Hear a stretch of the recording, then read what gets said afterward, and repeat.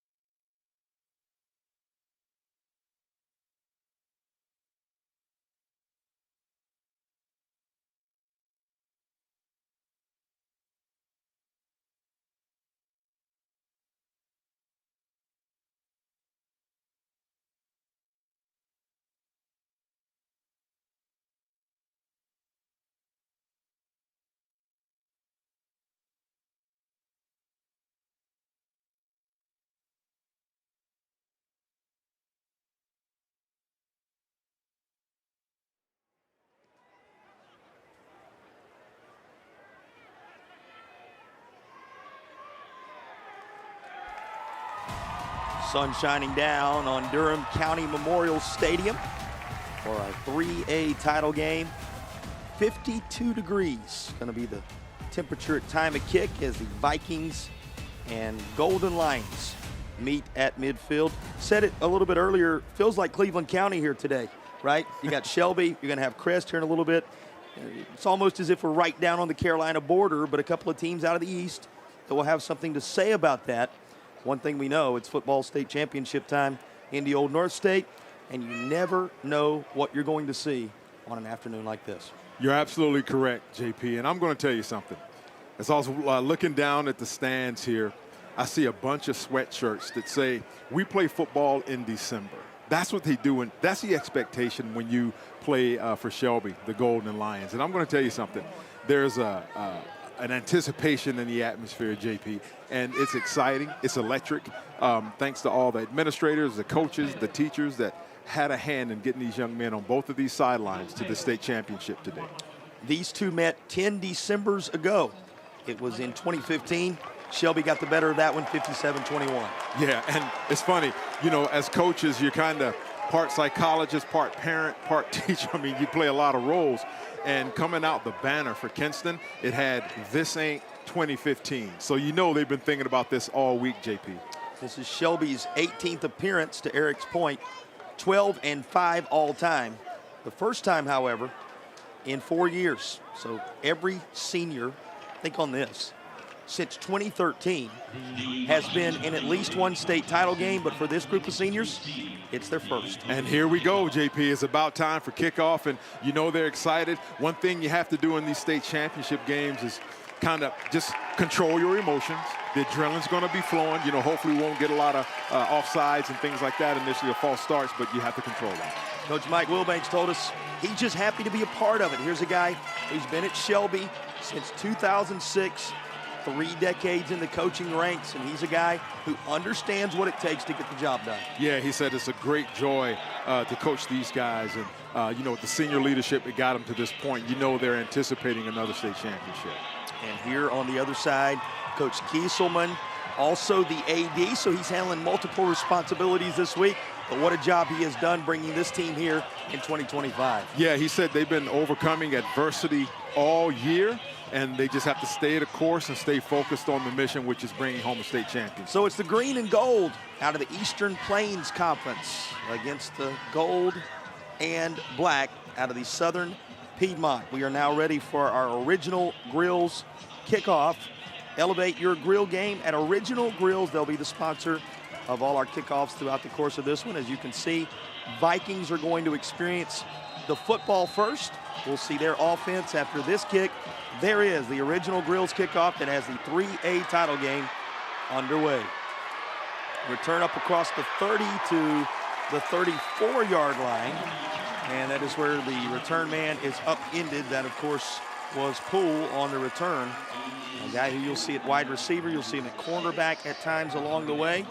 And now we turn our attention to the quarterback for this Kinston squad. And Eric, both these quarterbacks outstanding. You heard Madison tell you a little bit about some record-breaking moments on one side. Tyler Jones has numbers that are just as impressive on the other. That's right. I have written in my notes, video game-like numbers. This young man is thrown for over 4,000 yards and 54 touchdowns. It's going to be an exciting matchup. He's got Wiggins in the backfield. He's got a quartet of wide receivers, among whom Copper, who we showed you in the open, is the headliner. So there are all kinds of weapons for this Kinston squad.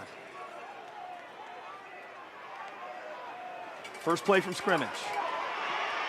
It is Wiggins, and he'll be met by that Shelby D. Let's take a look at those surrounding cast members for Tyler Jones. Here's the offensive alignment for the crew out of the East. Yeah, so we highlighted Copper initially there, but he's throwing the ball also to Chambers, number 5. He's got 14 touchdowns, and McNeil, he's got 2 touchdowns. And, you know, these guys are filled with weapons on at every position, so it's going to be an exciting day. See who can strike first. Those are affordable dentures and implants starting lineups on the offensive side. Second down and around 9 after just a yard on the Wiggins carry. Now looking to throw for the first time. Set up a screen. Here are the skills of Copper on display with his first touch of the football. inside the 20. And he sets up a red zone opportunity with everything he does after the catch. You see why this young man is special, and they took advantage of Shelby's that relentless defense there, JP, as they baited him in with that screen. And as we're going to look at it here, just baited him in and let him come to him and let Copper do his thing. And you see this young man making all the cuts and the jukes, and he is off to the races. We gave you his numbers earlier, good for the second best season in the history of the state of North Carolina. Think about it, 91 yards away, as Madison told you. Got a pretty good chunk of them right there from setting the record, and also a couple of touchdowns away, and they're a little closer to touchdown territory as the first Air Experts heating and cooling red zone opportunity is in effect. And back to Wiggins, and Wiggins is chased out to the far side, and that's Jaden Williams, who would have none of it for the Golden Lions of Shelby. Here's a look at the entire defensive alignment for Shelby. Once again, our starting lineup's brought to you by Affordable Dentures and Implants. Yes, we look at this defense. It's been a stingy defense all year, JP. 158 tackles for loss, 46.5 sacks, and 10 interceptions. And led by the cornerback there, Mr. Williams, who has 1 interception, and add now number 18 for his tackle. So they're going to have to pursue that football. What will come of the Air Experts heating and cooling red zone chance? Pressure. Works out all right as he's got Wiggins. Wow. And Wiggins is still up, and he will take it all the way home. Will not be denied. Short of a Tatum and Atkinson touchdown. The work after the catch for Copper to get them down here. The work after the catch for Genesis Wiggins. It is the genesis of the offensive impact for the crew out of the East. You gotta love it. Look at that young man. He is fired up, JP, and it's just a release valve. You know, nothing's downfield, and so he just hits that valve, and Wiggins does the rest. He makes 1 man miss, 2 men. Look at the balance on that young man, and he fights, says he would not be denied getting into that end zone. Well, Tatum and Atkinson are the heavy hitters. They're the sponsors of our touchdowns in this contest, but you just saw a duo of heavy hitters right there. In Copper and Wiggins, they combined to put the crew looking to avenge that game from a decade ago on the board first. The extra point is true. Our broadcast brought your way by Affordable Dentures and Implants will continue in a moment. First blood drawn on the opening touch of the football by the Vikings of Kinston.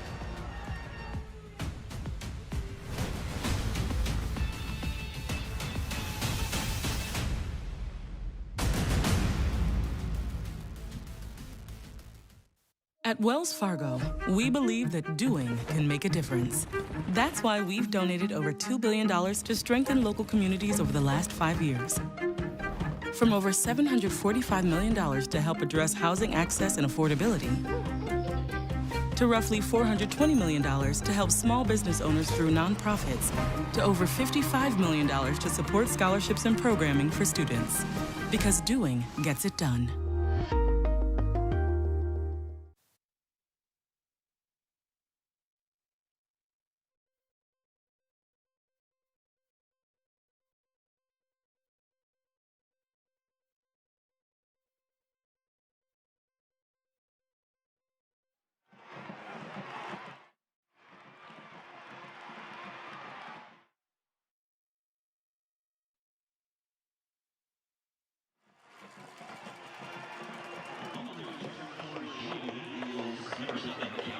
Following the Kinston touchdown, an original Grills kickoff returned by Shelby up near midfield, and we'll get our initial look at the Golden Lions from their own 42-yard line. And as Madison told you earlier in the contest, and Eric's going to remind you right now with these numbers, it's a record-breaking quarterback at the helm of this Shelby Golden Lions offense. Yeah, once again, video game-like numbers also, JP. This young man has thrown for 48 touchdowns, and sure he's looking to add on to that. He throws a beautiful ball, wide open as a receiver there. Well, no time wasted as he comes near side. Why not go ahead and take a look at the offense in full for Shelby? Yeah, and we just saw a catch by Jawan right there. He has 8 touchdowns. And in the backfield, you have Jonas Woods. He is a freshman. He averages 8 yards a carry, JP, with 8 rushing touchdowns. Kendrick Dewan, the first target, and now Shelby to keep it on the ground. Jonas Woods on cue will carry it near the 32. How important is his play today in your mind? Oh, it's huge, JP. He's going to have to establish that run because, you know, with all those passing touchdowns there by Farmer, he is going to have to get Jonas Woods going right there to draw those linebackers up, to open it up over the top. And we see Kinston's defense right there. They are a stingy defense as well. 15 interceptions, 11 sacks, and 95 tackles for loss. They're going to have to reclaim that line of scrimmage, JP. All our starters brought your way by Affordable Dentures and Implants, sponsors of your Affordable Dentures and Implants starting lineups. False start on the offense. Number 53, 5-yard penalty. Second. We get our initial penalty of the contest on the Shelby drive. Mark Hurt, in his 30th year of officiating high school football, is our head official in this one. There you see the head man on the Shelby side of things, Coach Wilbanks. What is he drawing up here? Looking for a deep shot, and he's got a man wide open for a quick strike TD. Shelby battles right back. Just a tremendous answer for the Golden Lions, and a Tatum and Atkinson touchdown catch. They go to Corey right away, and boy, does it pay off. Yeah, they run that tight twins, and you know, just the seam route down the middle. It looks like when you're in zone, the seam is always going to be open. Great throw and catch. Take one more look at the catches made. Actually, Roseboro there, check that, working his way into the end zone. And Roseboro's a guy who has been the catalyst in this playoff run. Lorenzo Roseboro in the playoffs, elevating his game to another level. And here he does so to the tune of the first Shelby TD with 8:22 to play. It serves as the equalizer. There you go, JP. And once again, Shelby's unfazed by it. They just came right out, marched down the field, a couple of passes, and here you go. And like we said in the opener, JP, man, it's going to be a shootout. And it's holding up to its billing right here. Well, just what you would expect to get things started between these two. We said it, they are familiar foes in a state championship environment. And both serving notice to their, and let's go ahead and say it, E, to their well-represented fan bases here today that they came to play. You better believe it. It feels almost like a double home game, if you will. Shelby's stands are packed. Now, as I look across the field there, just probably 2/3. I mean, you know, it's not many empty seats on the other side for Kinston. A couple of quick strike Tatum and Atkinson TDs, and now our original Grills kickoff going to be returned to the 25-yard line. There's a flag that comes out here just about the time that Jamaris Poole carries it there. Yeah, it's going to be a holding call. Blocking the back, number 13, number 6. What a luxury to have an official with 3 decades experience at the head of the crew in this one. Let's take a look at that scoring drive. Did not take long, just 3 plays needed. 3 plays, you know. Once again, Kinston said, you know, this ain't 2015. And Shelby saying, oh, no, yeah, it is. We're just going to replay. And once again, they're unfazed by that quick score by Kinston. Well, backed up inside the 10-yard line after the penalty. Kinston and Tyler Jones to work. Plenty of black jerseys there, and they snuff it out right away. Well, there is Jawan. You're going to call his name on offense. You're going to call his name on defense because they're going to leave him on the field. Yeah, there you go. It's just that relentless pursuit of the football. Watch how many golden hats are around that ball. Here they come, and that's another tackle for loss. I said in the onset, they have 158 tackles for loss. Make that 159, JP. Got to make sure you get all those in there. That's right. This one for a loss all the way back to the 4-yard line.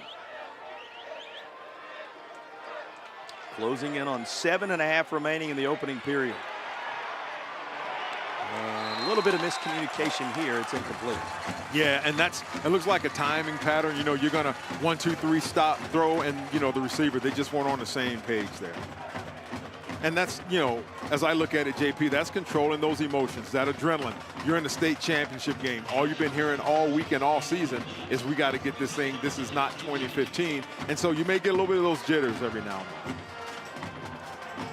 Work them out early. Yeah, that's right. That's the challenge. Here comes 3rd down. Reminder, They need the 20-yard line to move the chains. From his own end zone. Set up underneath. And the Shelby Golden Lions are right there. Well played. That was well defensed.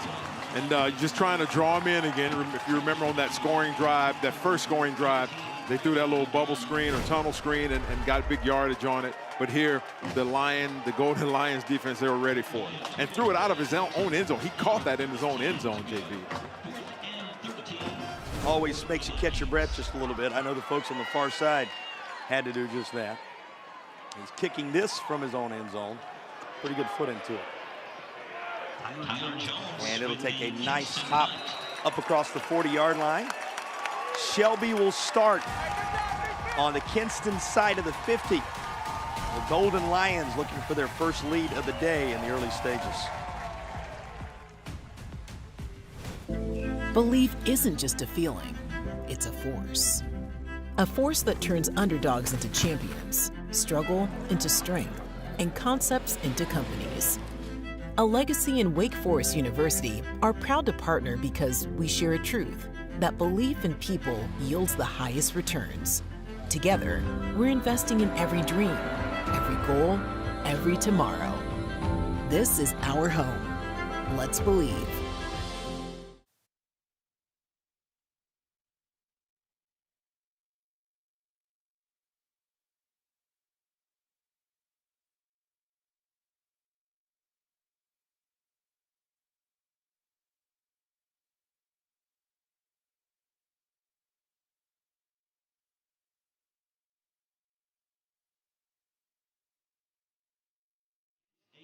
NCHSAA.org and the football championship page to access the program. It includes brackets, rosters. 7 apiece, but the Shelby defense standing tall moments ago. We welcome you back to our broadcast presented by Affordable Dentures and Implants. What are your early impressions of this 3A title game, E? Well, this is what I think. This is a very important drive for Kinston right now. If Shelby goes down in 2 or 3 plays and scores, then I'm going to tell you something. Psychologically, that does something to you, JP, because they just held them. You know, 3 and out of them here. They got the ball in great field position, and this is a big drive right here, depending on how that defense is. Looking deep again. And had a man deep again, just overshot his intended target, and that was going to be double the pleasure of Kendrick Drawan right there. They were looking for him again. JP, I'm telling you, man, they are gun slingers. This young man has been throwing the ball all over the yard. He sits back there. He's confident. He's waiting on him to get open and just beyond the reach of his fingertips. But I tell you what, JP, he's going to be looking that way all night. What does it say about the approach of this Shelby coaching staff, what we've seen right away? Yeah, it says trust. I trust number 8. I trust the game plan. I trust our players to execute it. There's no panic in it. We'll toss over the middle this time, right between the hashes, down inside the 30 to the 27-yard line, as Emmanuel Collins, a 3-year starter, gets involved. Yeah, he's just under 1,000 yards receiving, JP. 12 touchdowns, and he just added to it. This could be a long day for Kinston if they don't make a stop right here. Yeah, because Land Farmer has become the all-time leading passer in Cleveland County because he has so many different weapons. Big arm. Here's another, wide open. And it's another touchdown. Goes to Ramseur. And Calvin Ramseur, a 4-year starter, has a state championship TD. Shelby is out front just that quickly. Yeah, JP, and like I stated, man, if they come out and he's got all the time in the world to survey the field and just wait for his receivers to get open, and once again, you got a receiver standing wide open, untouched into the end zone. So a couple of different receivers with TD catches. And this Tatum and Atkinson touchdown, making it 13-7. Looking for the extra point. The kicker, Matt Grenier. It is true. And with 6:25 to go in the first, Shelby has touched the football twice. You've seen the result. Yeah, they scored twice, JP. And, you know, I'm looking at the body language of some of the linemen out there for Shelby, and they were just like, yeah, this is exactly what we expected. Let's get our job done. Let's do it. Let's make it convincing. Well, you'll be reminded that First Source Rentals will provide our powering the game moment. First Source Rentals, rent it. Powering the game. They provide you the opportunity to see these state championships live as they happen all across the state of North Carolina. What a weekend it's been. 8 games across 3 days in 3 separate locations, but all staggered in such a way that you don't miss a single snap. Happy to have you with us as this Original Grills kickoff will provide Kinston a chance to respond, and they'll do so from the 33. Well, tale of 2 drives for Kinston to this point. The first one on which they got a major impact from their playmaker, made it look easy in taking the early lead. The last time around, Shelby's defense tightened up. Yeah, they're going to have to get something established, get a rhythm going. You know, if Shelby touches, every time they touch the ball, they score, like the keys to the game said, they're going to need to stay hot on offense and take their time, establish the run, get them in a good situation to where they can capitalize on it. And it's incomplete down the far side with 6:15 to play.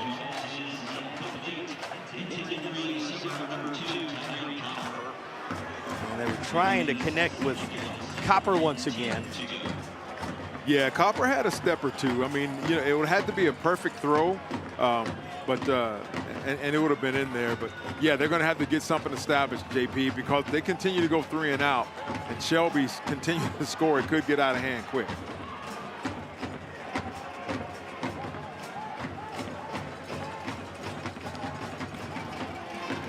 Second down. Little toss far side, and it's going to be up to the 35.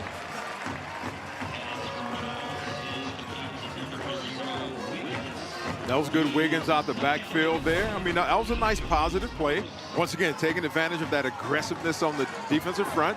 Just gets him out there. He gets through 1 tackle and, you know, get some positive yards out of it. That's what they're going to have to do, JP, and methodically drive the ball down the field.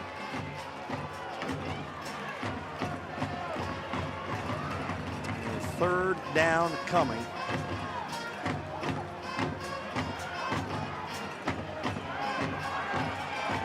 Near side, Pat Brown up across the 40 to the 41. Well, that'll put him near the marker. Decision time. Oh, you got to go for it. I mean, if I'm thinking, you know, it's no doubt. Coach Gieselman, he's got to get this. He's got to keep that football out of the hands of Shelby. Get these methodical drives if necessary. Stick in the end zone, play some sound defense, and try and do it again.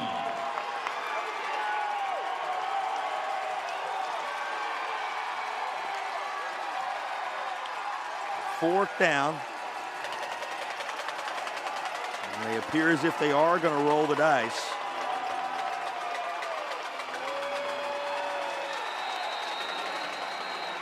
And whistles before the play.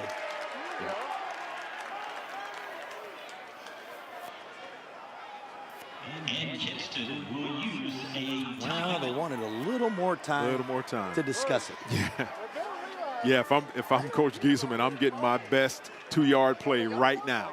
And we're going to run it. And you have to set the tone, JP, I feel. You know, just so they can gain some confidence on offense. You've got to get this first down right here. Well, take us inside the huddle, Harry. Yeah, if I'm Coach Gieselman, I'm like, hey, fellas, this is what we're going to do. I may line up even in a heavy set. I'm not sure, you know, come out of that spread. All you got is to get it 1 yard. I'm going to get on the center and call it the Kinston tush push, whatever you want to call it. We're going to get that 1 yard. And I'm going to challenge my team, my linemen up front. Fellas, 1 yard. This right here can set the tone, can reestablish the tone of the game like they had on that opening drive. Score, keep this thing going. Well, now the fourth down play. Has the feeling of an important moment with the way Shelby is clicking offensively early. Oh, wow. He almost figured it would be in his hands, but the Golden Lions were waiting. That was a great pursuit by the free safety, Derek Key there. He's got 4 tackles for loss, 50 tackles. This young man came flying from that secondary, from that corner position, and just made the tackle. You know, and with the team speed that Shelby has, in order to negate that speed, you got to run right at it. You can't outrun it. Derek Key among those on the scene, one of the senior leaders. And we talked about how important this senior class is for Shelby. There's a reminder. Absolutely. Absolutely.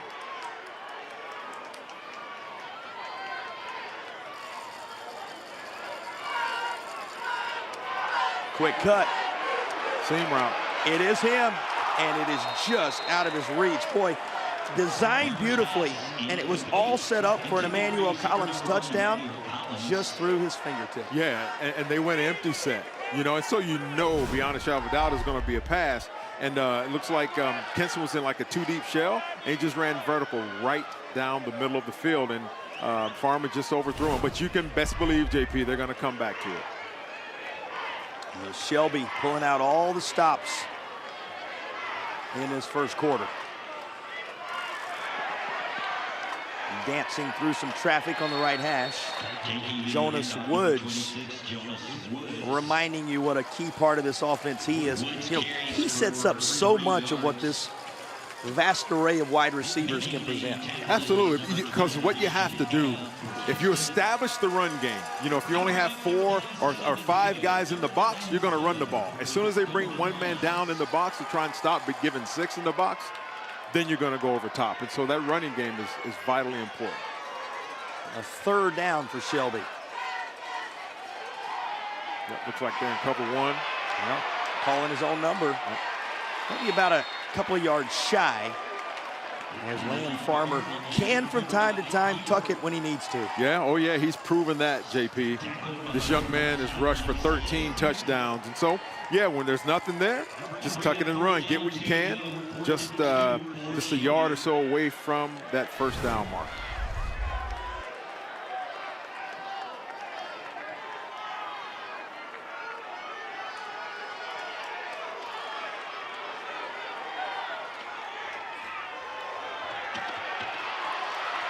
Coming left side, and inside the 30 to the 28-yard line.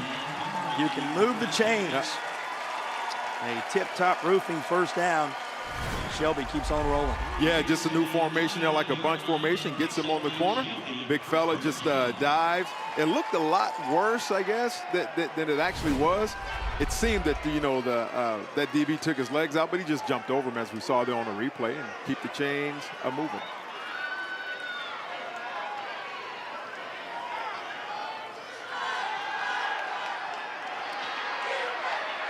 Looking far side. Yep. Incomplete. His intended target there was Kendrick Draper. We're told that is who jersey number 0 is now. That the Shelby roster we were given has Kendrick Jawan. We're told Kendrick Draper in jersey number 0. So that noted as we move forward here, as it is in conflict with the roster we were given, but we certainly want to make sure we pass the right info along. State championship moments, and you want to always get them right, right? That's exactly right, because these are memories you will keep for a lifetime. And we appreciate all those out there working hard to make sure we have the proper info. Right on cue, it's in his hands again, and inside the 25 to the 24-yard line. He's going to now make this potential push for a first down manageable. Yeah, and it's a critical down once again for Kinston, and getting the stop here and forcing either a field goal or a turnover on downs. But you can be rest assured Shelby has a play that can get them 4 yards and maybe in the end zone. But we'll see here, JP. Here's another of those third downs. All kind of options. And just slinging this, that was nearly picked off, and that might have gone for a while had it ended up in the grasp of the defender. Good coverage by Justin Gooding to at least disrupt it. Yeah, great read, and there's Farmer, you know, just really trying to bide his time. Like I said, we walked to him, near him on the sideline, and this kid is bigger than 6'3", I can tell you that. I'm 6'3", and I was looking up at him, JP, but, you know, just almost a timely turnover for Kinston there. Another fourth. Pressure. Oh, wow. But he gets it into the hands of his playmaker. Striving for the end zone. They're going to say he's down at the 1. Nearly another TD. Oh, as wow. Kendrick Raper was right there again, but he comes up just shy, though he does convert. Remember, this was a 4th down scenario now, so the conversion is as critical as anything right here. Yeah, look at Farmer. He's just sitting back there, a little bit mobile. Look at this big fella. He's like a Ben Roethlisberger or something. People draped off of him, and he's still able to make the throw. And just, let's see here, we don't have the benefit of replay. Oh, gee, yeah, we don't have the benefit. His knee did hit down, it looks like, JP, but not sure where the ball was. But in North Carolina high school football, there is no replay. So it'll be down at the 2-yard line there. It'll be played as called. And they're set up after the Tip Top Roofing first down with the Air Experts Heating and Cooling red zone chance. Right on the doorstep of what would be an extension of that advantage. And by the way, while we've got a chance, let's tell you a little bit about Tip Top Roofing after that key first down conversion. Tip Top Roofing, well, 4 key values: faith, family, football. You're with them so far, right? And roofing. They take care of the things that matter most. We thank our friends at Tip Top Roofing for sponsoring the first downs in this initial quarter. 2:19 to go in the opening period. Shelby on the verge. It's 1st and goal as the Air Experts Heating and Cooling red zone opportunity is in effect.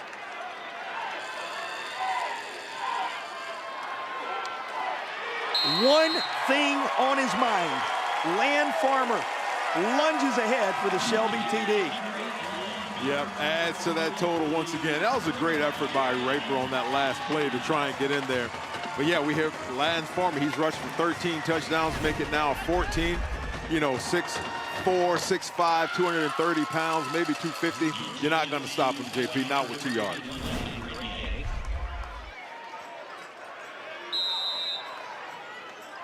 And now the kicker he has been for the last couple of seasons. Lines up another extra point, and before Grenier can put his foot into it, we've got a flag. On the defense, number 7. After this to the goal, we played try. And that will move Shelby a little closer. Well, does that change anything for you? Yeah, it looks like the offense is coming back out on the field. Why not? You just have, about a yard, yard and a half to go. Maybe another dose of big number 8 there, JP. Golden Lions sending the 2-point team out there. This is a team that's going to battle.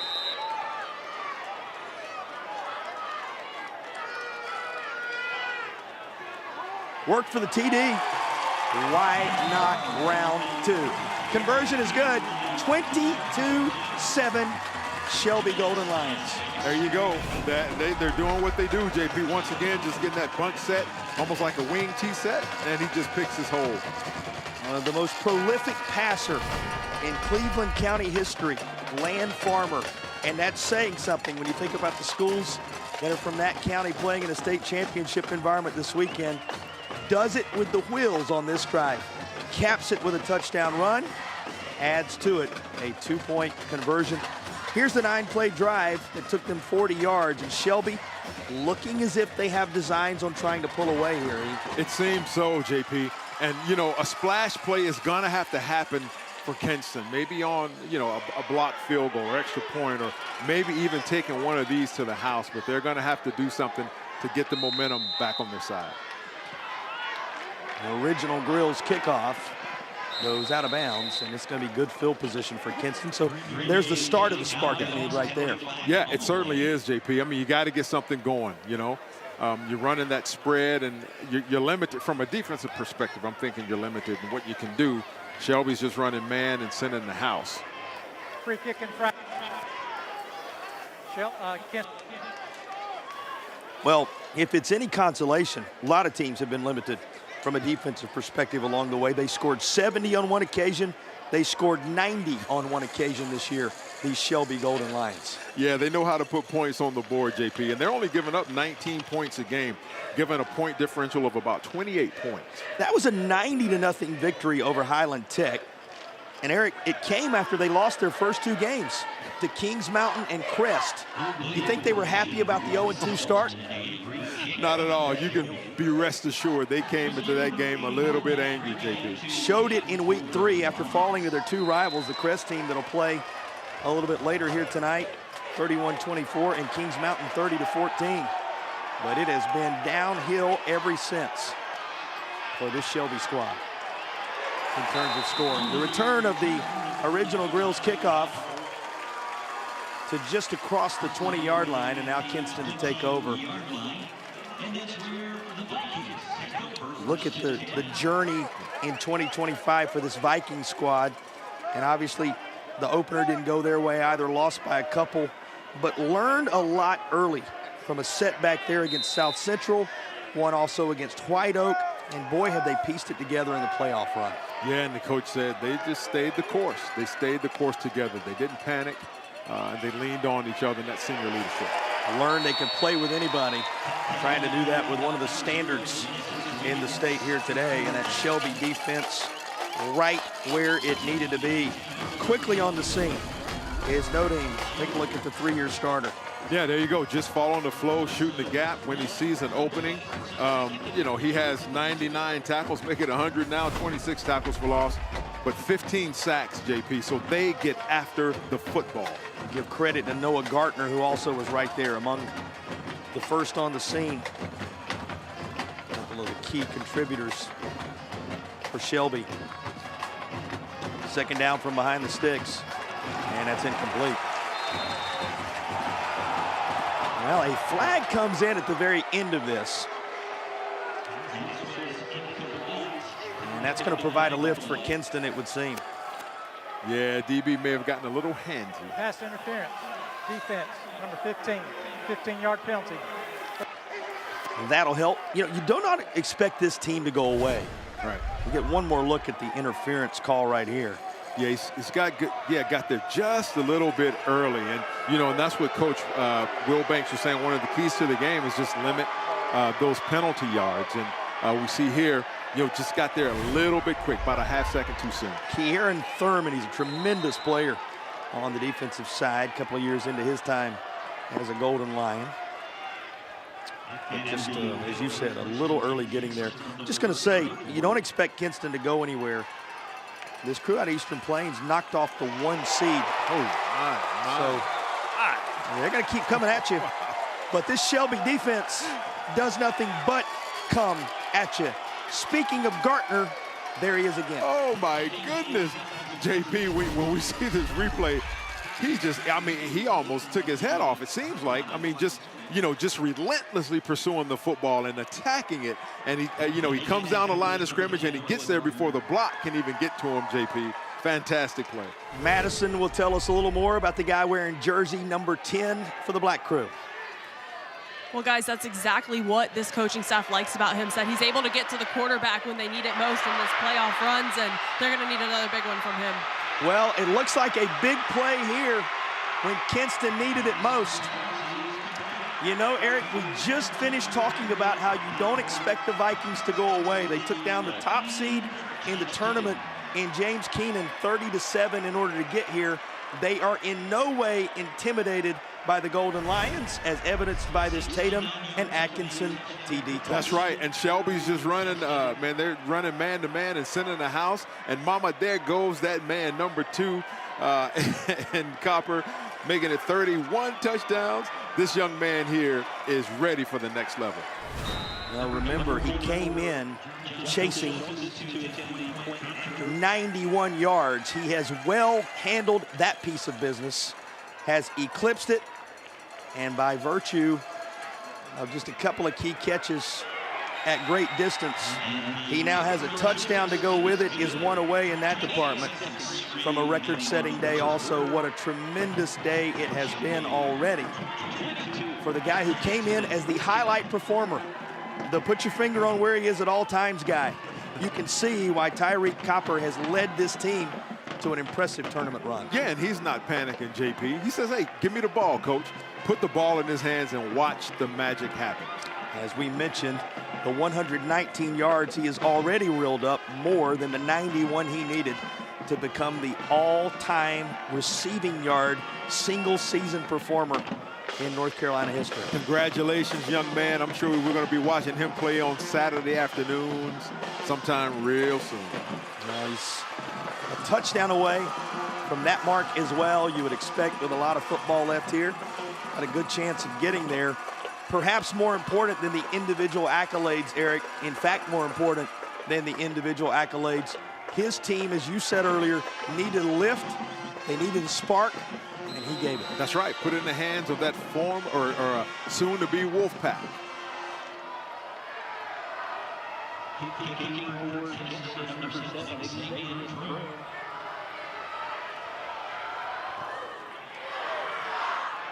Well, historically, as we get the original Grills kickoff, these games played in that venue.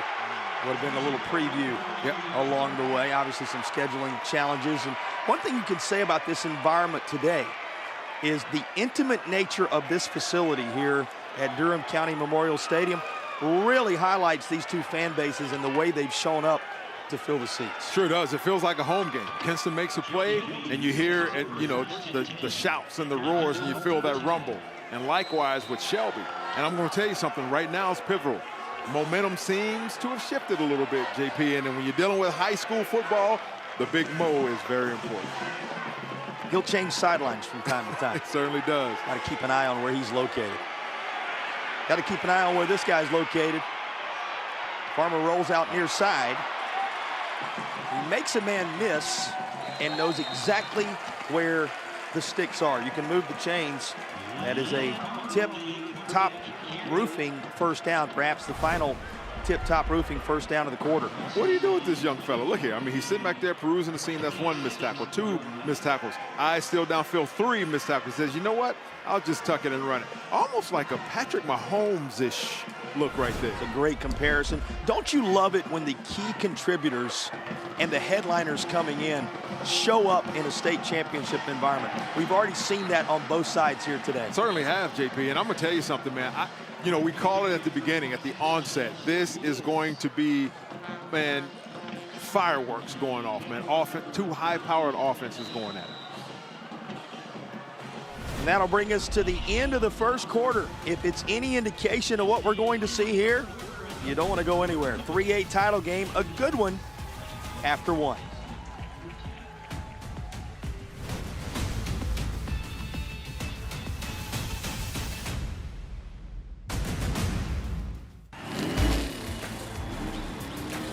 Robert, go for more. Hey! Hurt in the car wreck? Don't go up against the insurance company alone. Let the heavy hitters do it for you. Call 800-LAW-0804, and we'll go after all the money they should be paying you. Stay out of the courtroom and get into the end zone. Call the heavy hitters. We're attorneys Tatum and Atkinson. Call the heavy hitters. They'll work to get you more. 1-800-LAW-0804.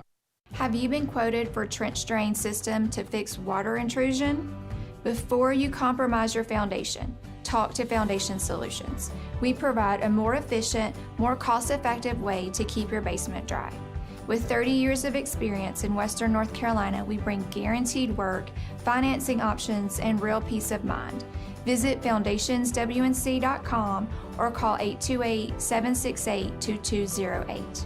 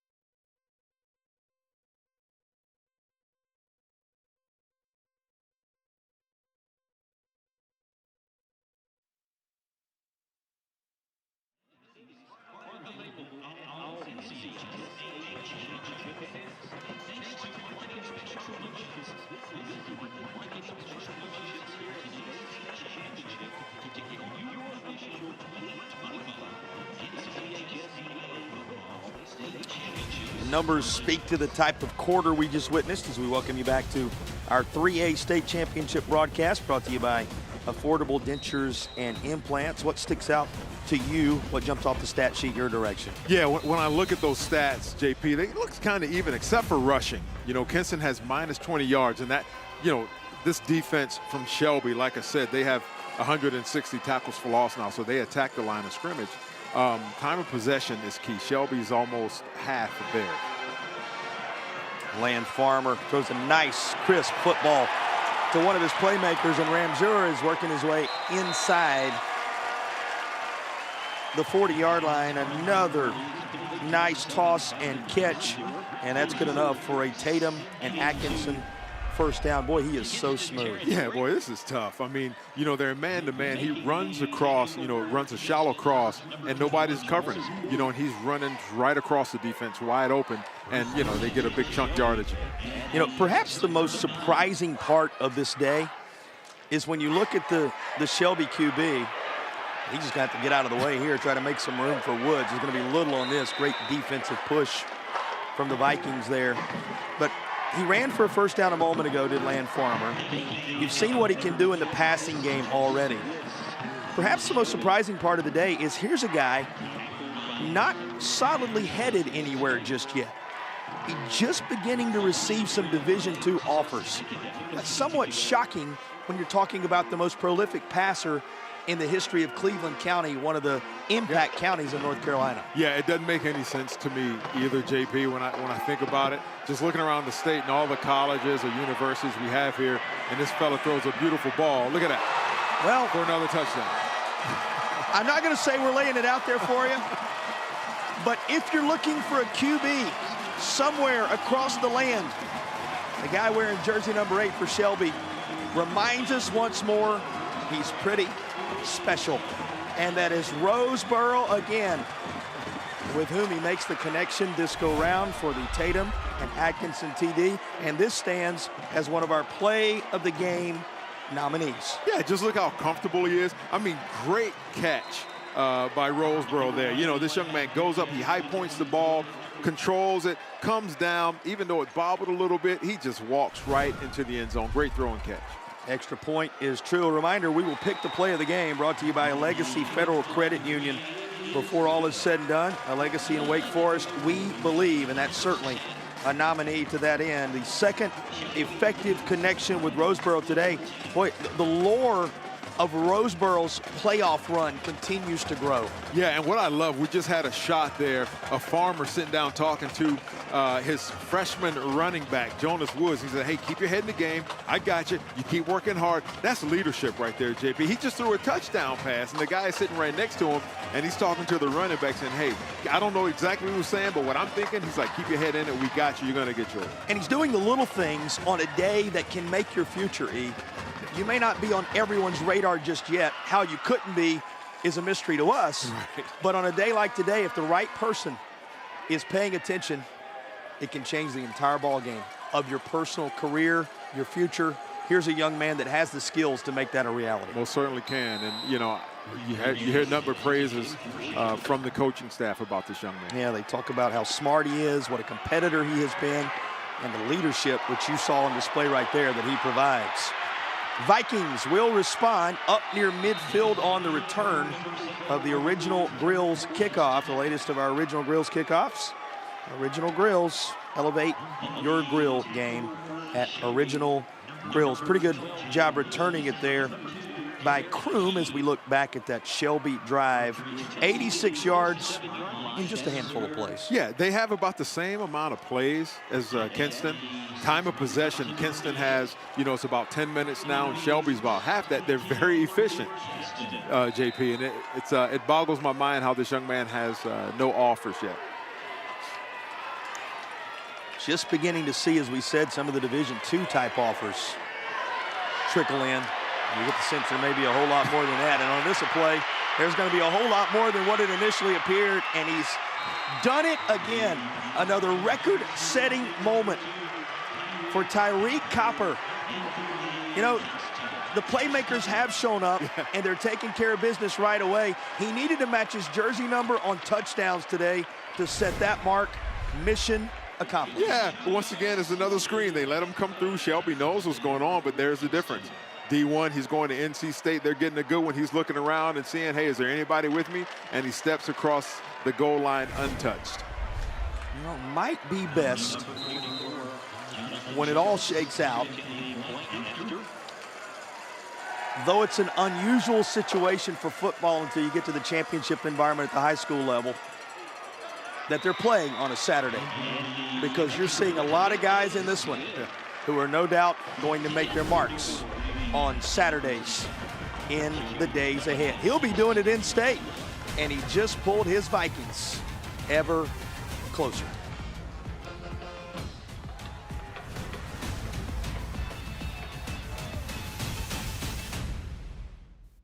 Life can be tough. The daily grind, the pressures, the uncertainties, it all adds up. Let's be open and honest about our mental health. Let's support each other when we're hurting, because it's okay not to be okay. Tonight's high-end zone views of the game are compliments of First Source Equipment Rentals and Sales in Mebane and Burlington. First Source Rentals, reliable, safe equipment rentals in Alamance County.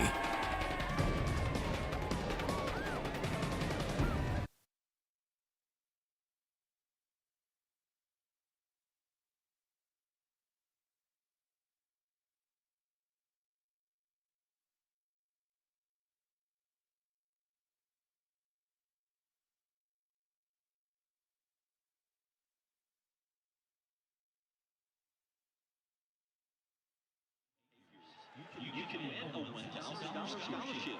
Scan QR code on the video to sign up today. Going to be a challenge to queue up all the highlights for the Foundation Solutions halftime report. You'll see the highlights as well as stats. We'll have an interview with Commissioner Q. Tucker of the North Carolina High School Athletic Association. All that and more coming your way as a part of the Foundation Solutions halftime report. These two teams sitting about one full possession separation after a back and forth through the first quarter plus of action. It's been a highly entertaining 3A title game thus far, and if you like playmakers, this one features many. I love, got to point this out right here, JP. Look how he has the ball on the tee. I almost saw when the first time I saw that it was going to be an onside, but it seems that's how he kicks.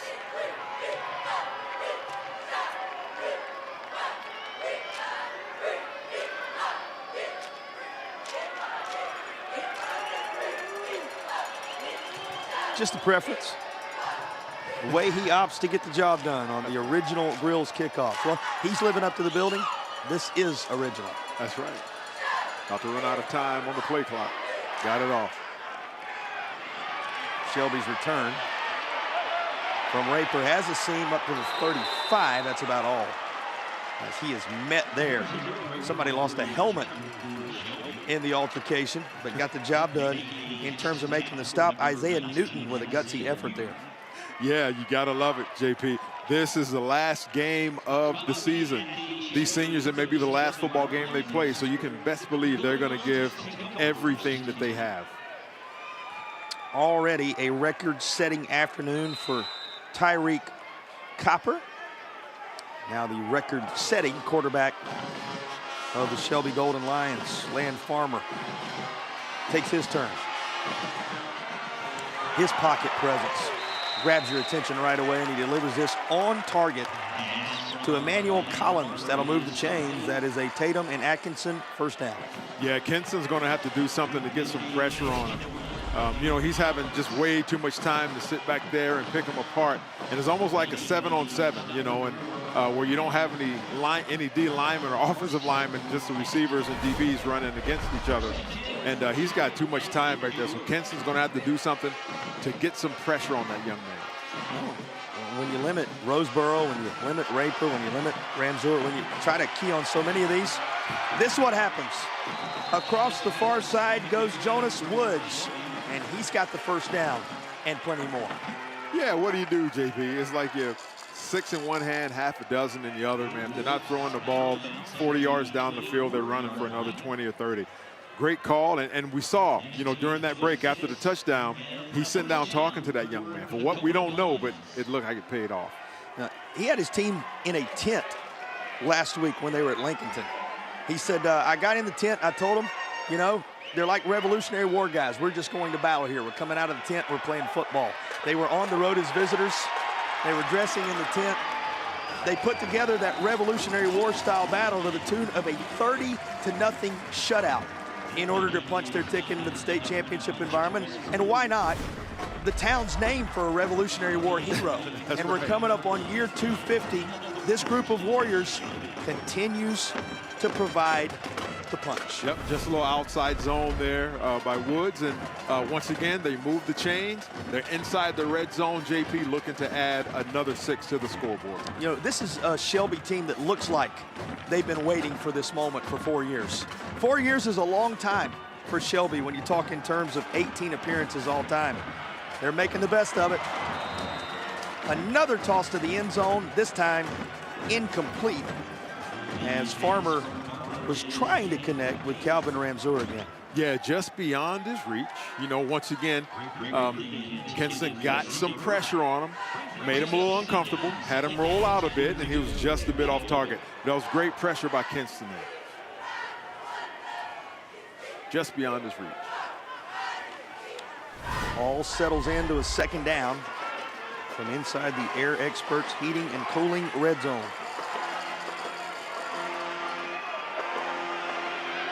He's been good on this drive. Yep. Why not cap it? Jonas Woods has a touchdown run to go with all that high-flying air attack that Land Farmers put together. This Tatum and Atkinson touchdown is going to push Shelby further out front. Further out front, JP. And yeah, just a little stretch zone. You'll run into the left and allowing him to pick his hole. All the linemen are doing is they're stepping left and they're running and blocking the next threat, and he gets an opportunity to select where he wants to go. When you limit the wide receivers, you get another dose of Woods. When you handle Woods, so many different wide receivers coming your way. Shelby prolific, but how about this? Able to get some penetration and block the kick. There's a lift in what had been an 8-point separation at times. There you go. And, you know, so now they don't have to chase that 1 point, JP. It's now even. All they have to do is just put another 6 on the board. Now, it looked like Jamaris Poole, perhaps, who got in there, and it is. Yep. Watch Jamaris Poole come right up the middle. No problem. There you go. I love it, JP. There's no quit in these young fellas. And he's a senior. Once again, this may be his last football game. He's giving it all he's got. Good job, young fella. Yeah, another one of those. And as you said, that moment that you know is never coming back for the crew out of the Eastern Plains Conference. Making the trip from Kinston to battle it out for a state title. 110 miles to the stadium. They're about 300 miles away from Shelby when you talk about where these two teams are located out of the East. And then in the case of Shelby, down in, as we told you, Cleveland County, down near the state line on the other side of Charlotte. So, and quite a journey for these two, and that's beyond the miles as we have our original Grills kickoff after the Shelby TD. Return to the 34-yard line, and that's about all that will be there for Chambers on the return. We were talking about the senior class for Kinston just a moment ago. For more on that topic, let's go down and check in with Madison.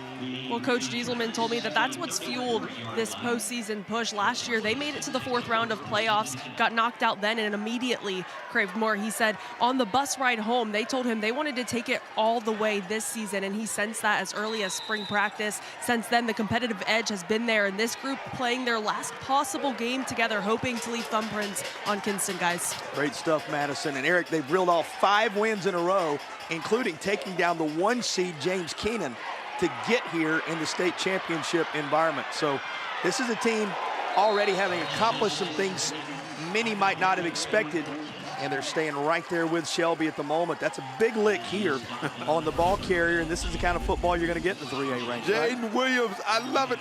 Watch how he, man, it's just relentless pursuit. Watch it, boom, and he lowers the boom right there at the end, and he says, hello, I'm here. This is the state championship. We're looking to go home with the win. You know, Wiggins, good for a couple before that big lick, and I know anytime we get a defensive moment, the former Tar Heel linebacker is going to let you know about it. Eric loving what he saw there, and the offense answers.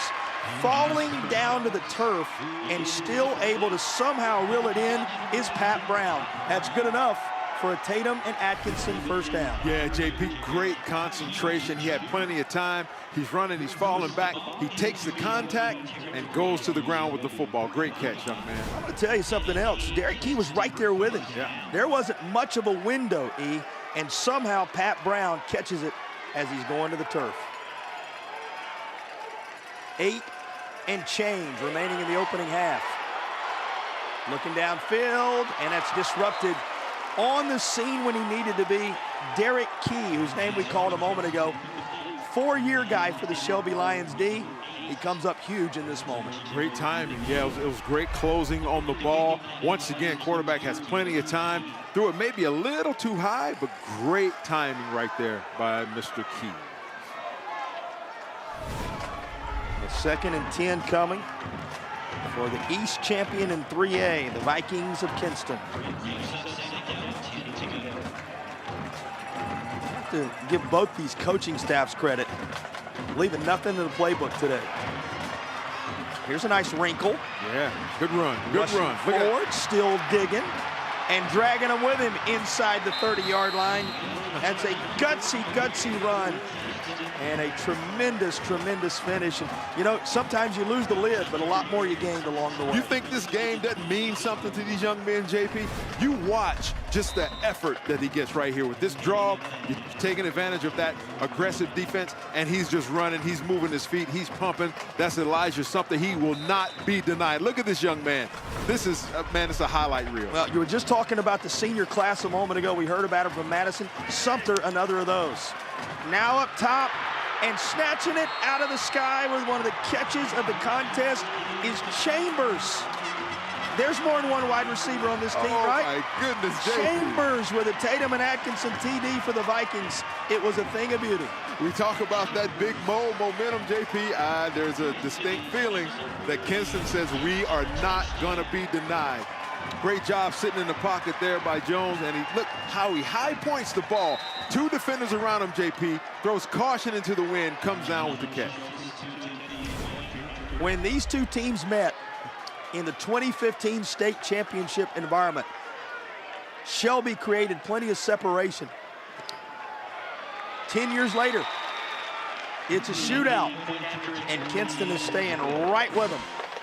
35-28 with 7:39 to play in the half. Our broadcast presented by Affordable Dentures and Implants continues when you return to Durham in just a moment.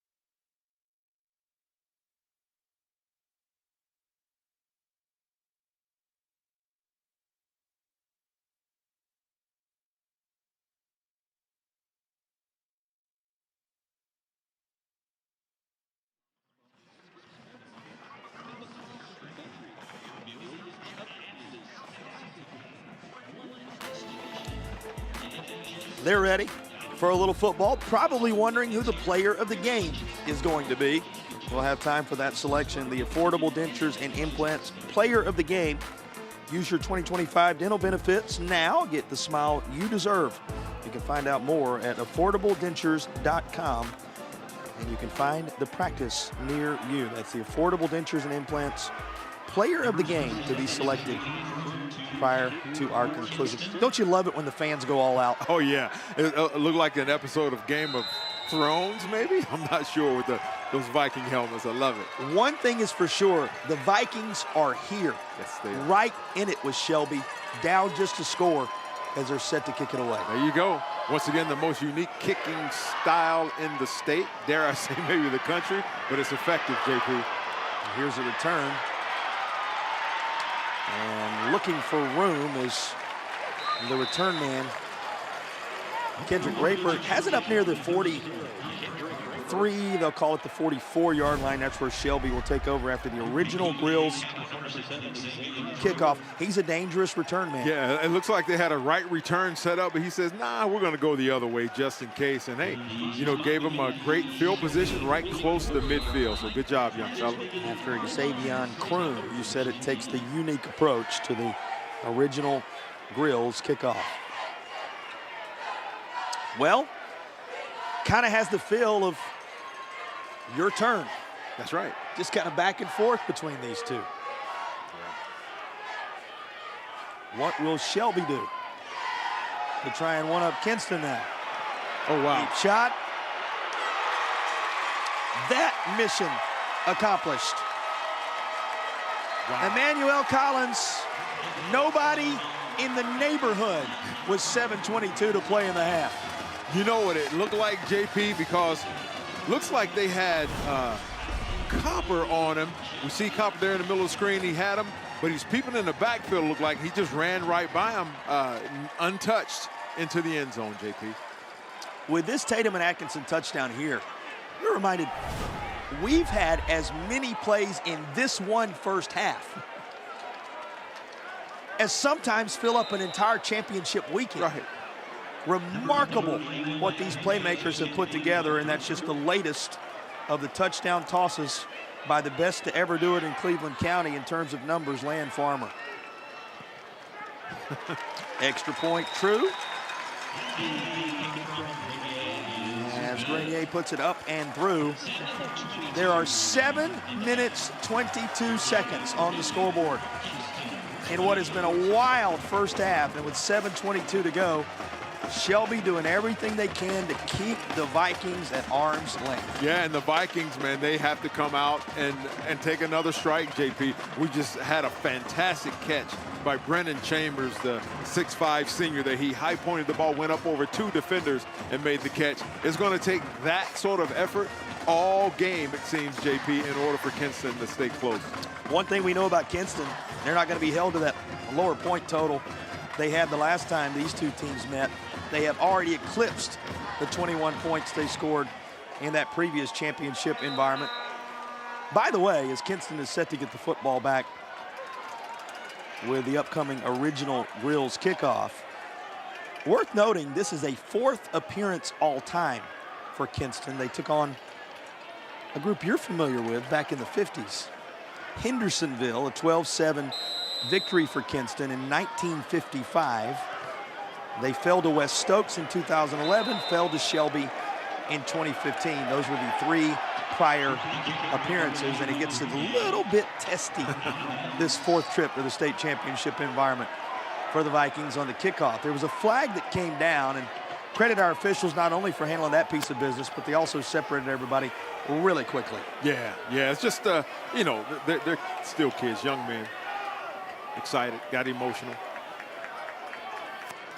Now, you got to get the Hendersonville connection on the broadcast, right? And you don't date back to 1955. Not quite. But you do know what that community and football, and having coached there, having played there, having built your life there, an important place, I know, dear to your heart. And that's the moment for this Kinston squad when they went head-to-head with Hendersonville in 1955, the last time they hoisted a state championship trophy. So these Vikings, incredibly hungry, Eric. Yeah, and I tell you, they're hungry in Hendersonville as well. Absolutely. 5-yard penalty, free kick. But yeah, it's hats off to them. They battled hard to get here, and they're in a shootout right now, 28-42, and they have to put it in the end zone right here. But with 7 minutes to go to halftime, JP, it seems like we played 3 games already. And we are just midway in the second period. And that one's going to go out of bounds. That means another flag will be necessitated.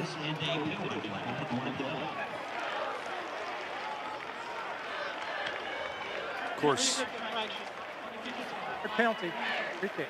If you're wondering the reference we made, the pride of Hendersonville right here by my side, the former North Carolina Tar Heel, outstanding defender for Mac Brown in his first stint there here in the Tar Heel State. Eric Gash, of course, you'll remember that family name and the impact it's had in Hendersonville. You spent some time, as we said, not only as a player there, but as a coach there. You played in some state championship environments on the basketball side. You understand these moments very well. Put into terms what it means for these young athletes when they can rise to the occasion the way we're seeing these playmakers do today. Yeah, they're making memories for the rest of their lives, JP. And, you know, the older you are, the bigger the story, the better you were, right?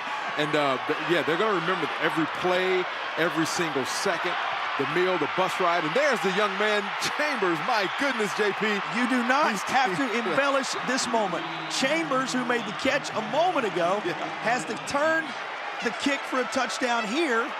And some of those moments, I'll underscore it, you don't have to talk it up. It was pretty incredible. Absolutely. And you, JP, it couldn't have been more timely. They needed a play. They needed to get momentum back on their side. And this is the second re-kick, and he catches it. It wasn't even intended to go to him, but he says, hey, I got it. I'm going to take it to the house. Mama, there he goes once again, running down that field. They will have to seriously consider putting it in the hands of number 5 the rest of the way. A kickoff return for a touchdown that makes it 34 on the board for Kinston. Back within 7 as Johnny Schultes puts it through the uprights. These teams continue to trade scores. Kinston Vikings have no intention of allowing Shelby to run off and hide in 2025. What, 13 seconds goes off the off the scoreboard, JP?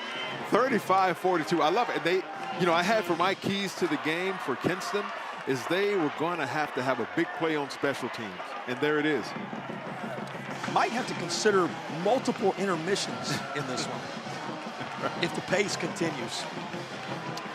22 Shelby points in the first quarter, 14 of them for Kinston. And both teams with 3 scores here. Kinston with 21 on the board in the second to Shelby's 20, and they're putting right on display for you that unique kicking environment you've discussed. You gotta love it, JP. We knew it was going to be high-powered and high-flying, but who knew it was going to be this exciting? I love it. And still, with 7 minutes to go in the first half. Easy to get lost in the moment and forget that somebody's going to be a champion and somebody's going to come up short at state on this Saturday afternoon. It's the state championship contest in the 3A ranks.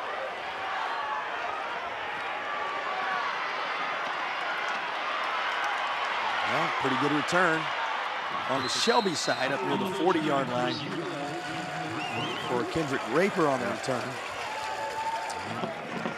I've said it before, probably won't be the last time we communicate it this way today. Shelby's turn. Yeah.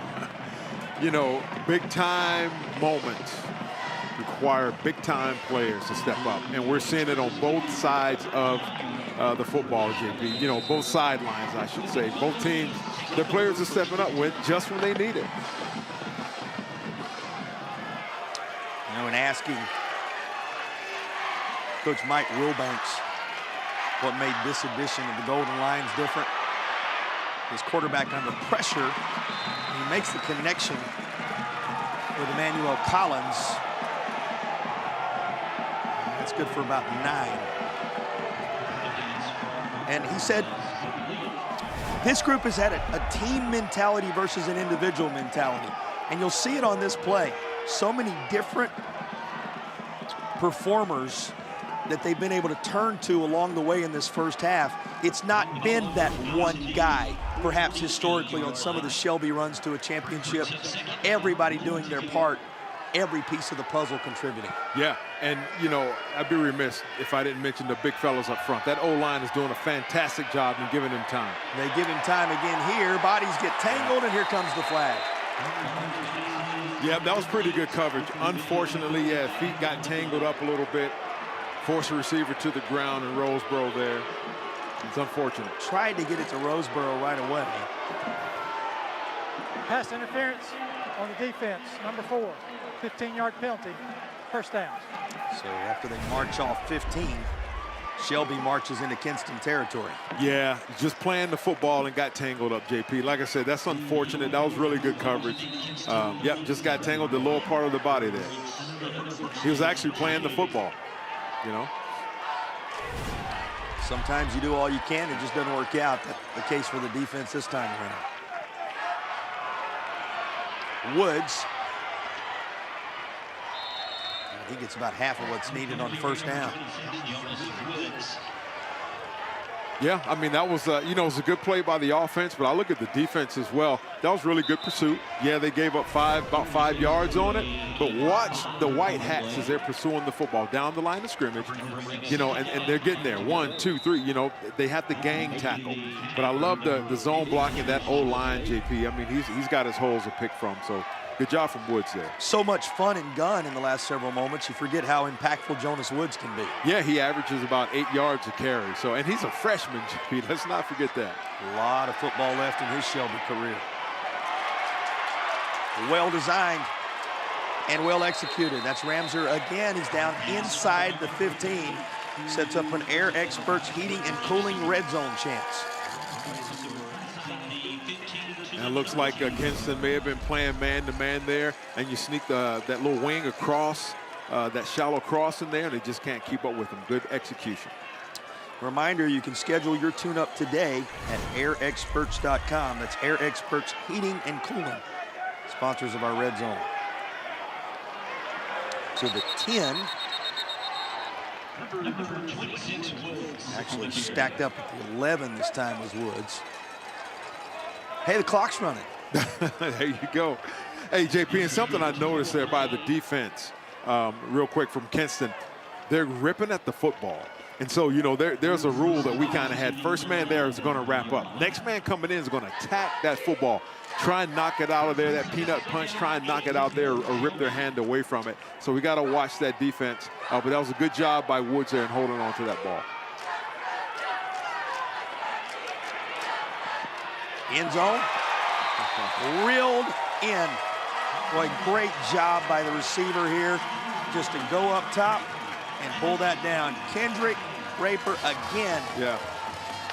With a Shelby receiving moment to remember, as this is the Tatum and Atkinson TD. Yeah, just standing in there and almost like a little jump pass. Look at it, high points the ball once again, looks it in, and it's just like, hey, I could do this all day, fellas. Bring it on. He becomes the 4th different Shelby Lion to receive a touchdown pass in this contest. He joins Roseboro, who has a couple, Ramser with 1, and Collins with 1. A reminder of just how many weapons Land, Farmer, and company are working with in building their advantage to 49-35. This is the final score. It seems we're not even at halftime yet, JP. 4 minutes and 49 seconds to go. It seems like both of these teams still have a lot of offense left. We're not even close to halftime yet. Right. I looked up a moment ago and was shocked that the clock was running. For the longest time, it was 10 seconds touchdown, 15 seconds touchdown. To go under 5 minutes to play with a doorstep of 50 secured by Shelby. What a day this has proven to be. Yeah, you know, from an offensive coordinator's perspective, this is a dream game. They love every single minute of it. From a defensive perspective, I'm pulling my hair out. If I had hair, I'd be pulling it out right now, JP. Because, like, how can you stop them? How do you slow them down? How do you get pressure? And when you try and get pressure, they throw it over the top. Yeah, the defensive coordinators in this game, forget the playbook. They got to go to the bus and get the textbook. Find something unique to try to stop these two high-powered offenses. Up across the 30, ball popped out, but they're going to say the return man was down. Oh, wow. And that's a huge call. That is. That was when you talk about shifting of momentum back. And he almost broke that. Look at Jaden Williams. He says, what don't you understand? I got the football in my hands. Right. Of little consequence. Coming through. I thought he was going to come out of that pile right at the last second there. Ooh. It looked like that ball came out, but once again, JP, we don't have the advantage of instant replay in high school football. Well, you give Jaden Williams credit. Did everything he could to sell it, but it will be Kinston football. And that's important because remember, in this shootout, which we're currently locked, Kinston on every possession looking to keep pace to stay within one each time they score. One possession, that is. And this is going to be carried over the left side by Tyler Jones. There's a change of pace for Yeah, him. it is, for sure. They ran like a little speed option. And Luck had growing some legs. Now, you know, he got 7, 8 yards on the play. That's a successful play. But in a game like this, you need those big chunk plays. Don't worry. Yeah, it's coming. They're there.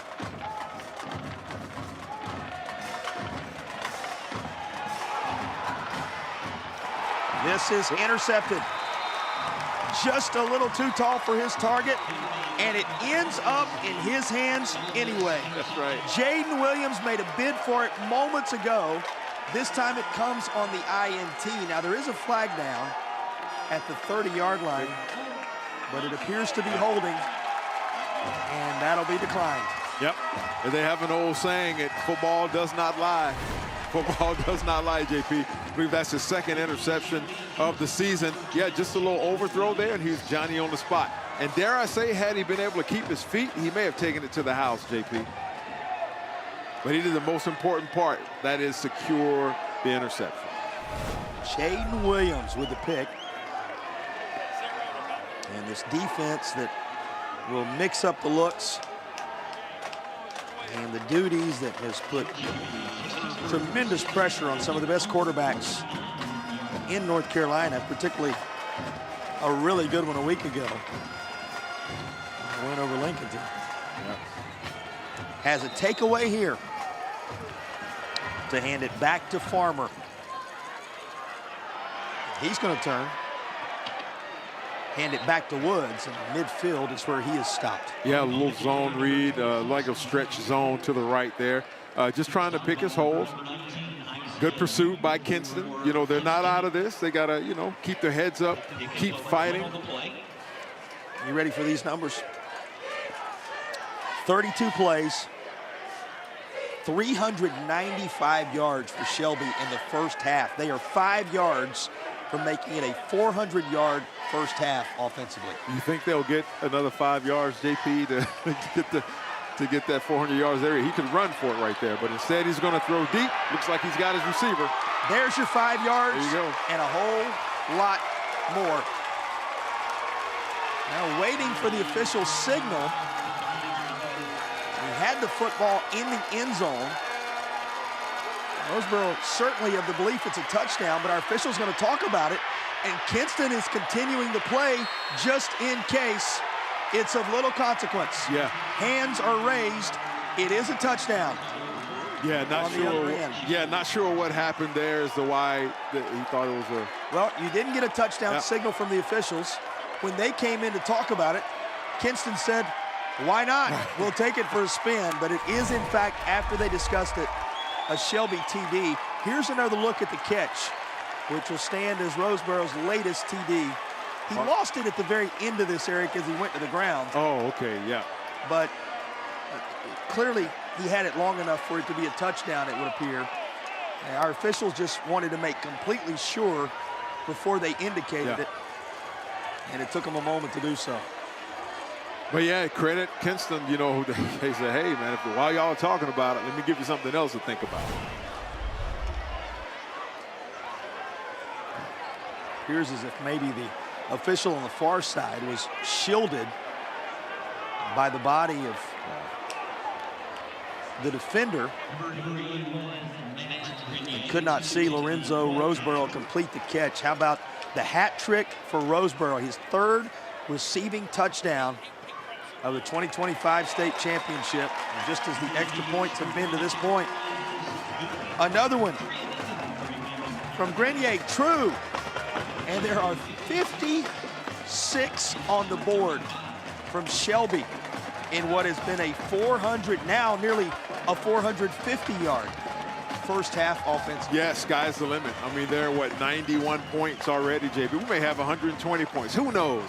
You know, like an NBA game out here. You just never know. The scoring is not ceasing. And it's 3 minutes to go until halftime.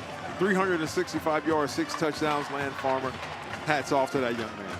And here for the first time, Eric, after the turnover on the interception, Shelby has a little bit larger lead here, a little bit more breathing. Remember, Kinston had been playing in a scenario where each touchdown they score pulled them back within 1.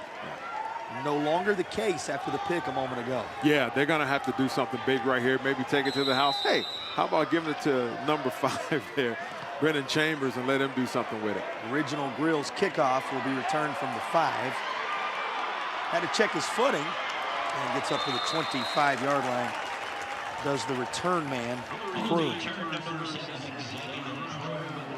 You know, the other piece of it, obviously the offense has to go to work right now, is at some point, somehow, some way, Kinston has to stop Shelby somewhere. Yeah, you got to stop him. And, you know, working on that strategy, no doubt, as we speak.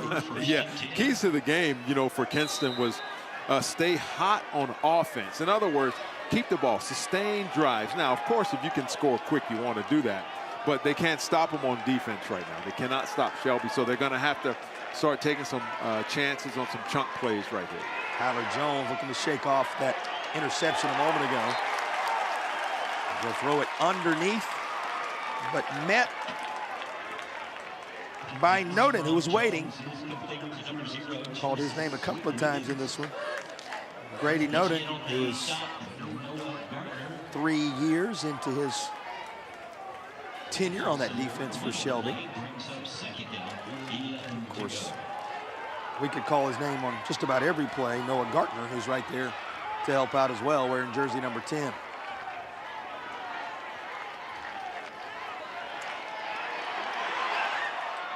Running for his life, and that is caught, but he was already down at the 21.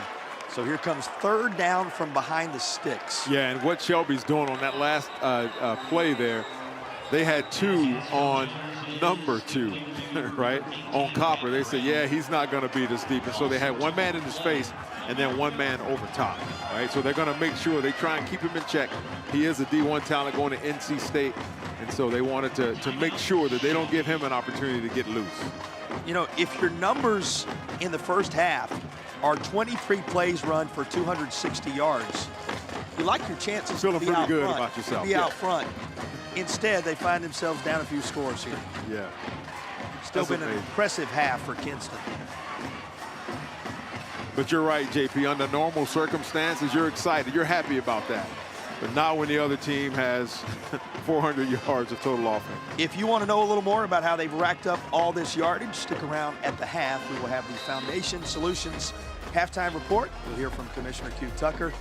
See those highlights, stats, and a whole lot more coming your way. That's the Foundation Solutions halftime report. We're going to need the break. Fans are going to need the break, right, just to catch their breath momentarily in what has been a high-powered 3A state title game. 2 minutes between here and there. That's amazing. Yeah, if you're just tuning in, this is not the final 2 minutes of the 4th quarter. The final 2 minutes of the first half. The first half, JP. That score is 35. 6:35 on the board. They reset the game clock to 2:08. And Jones facing 3rd down. He needs the 34-yard line to move the chains. And he'll throw this toward the near side hash. Was trying to get it to Copper, but it's incomplete. 4th down. Yeah, I mean, what do you do, JP? It's 2 minutes to go, and do you punt and give the ball back to Shelby? I mean, or you go for it? Do you sling the ball down the field, hope they intercept it and trip? I don't know. It's of course they're going to go for it right here, but you don't have a whole lot of 4th and 13 plays in the bag. And here is Pooch. Oh, wow. Take a hop at the 45. And it hit him. Did it hit the Shelby player? It had to, yeah.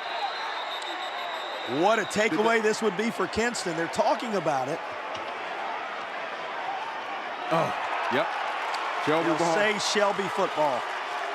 Boy, it just seems right now the Vikings have a hard time catching that one break that could flip it a bit. Yeah. I mean, you talk about momentum, and I mean, it seemed that the ball hit him. I think the ref is saying, well, he was pushed into the ball. I don't know if that really matters if you're pushed into the ball or not. But as we look at the replay there, oh, yeah, it hit him. It definitely did hit him. So, yeah, twice, 3 times, 4, I don't know, 5. It's right around his leg. As it bounced up right there, you see it hit his right arm, and that should be Kinston football right there. And then the right knee as well. Yep. It will be Shelby's at the 46. Again, no review in high school football, so it stands as called with what the officials see on the field. Timeout is being taken. Second of the half taken by Kinston. You know, for Kinston, they're going to have to find a way at the half to somehow slow Shelby. That we've documented, that we've talked about. That's been the challenge for 3A teams and even teams in other classifications all across 2025. Right now, in order to keep yourself within striking distance, this becomes a very important moment for your defense. This is a team that has overcome adversity all season long. They talked about the highs and lows and how they battled together, stayed the course, and found a way. They need to do that across the last 154 of the half. Yeah, and that's a tall order, you know, because Farmer has all day to, to stand back there and sling the ball all over the yard. And the receivers, I mean, you can only cover for so long, no matter if you're in man or zone. But you want to try and get some extra pressure on them that's going to force you to go man-to-man. But when you do that, it puts your DBs in a precarious position. Let's give a little love to T. Hollifield, Malachi Guest, Brett Morgan, A.J. Wisnett, and Kryshun Harris. That's the group up front for Shelby, making sure Land Farmer has all day. Oh, boy. A rare underthrow there for Farmer, or we would have been looking at a whole lot more for Shelby. Yeah, and it looked like it was a busted assignment, not sure. But that was he was running wide open. How does number 0 run wide open down the middle of the field? Or down that left hash? I mean, there was nobody within 15 yards of him.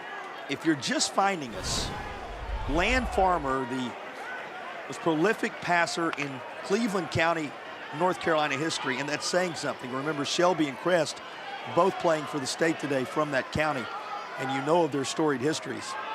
Has hit 4 different receivers for touchdowns in this game, including Roseboro, who has been the catalyst in the playoffs for a trio of them. That's how Shelby has built this 56-35 lead. 10-yard This will back the Golden Lions up just a bit, but yeah, they need a splash play right here. Yeah, it's just zone to the left, little stretch zone there. They need a splash play, maybe a scoop and score, maybe a pick 6, maybe a sack fumble, something.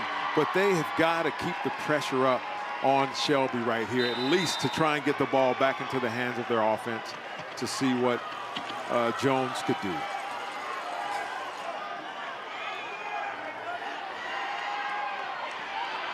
A little bit of pressure.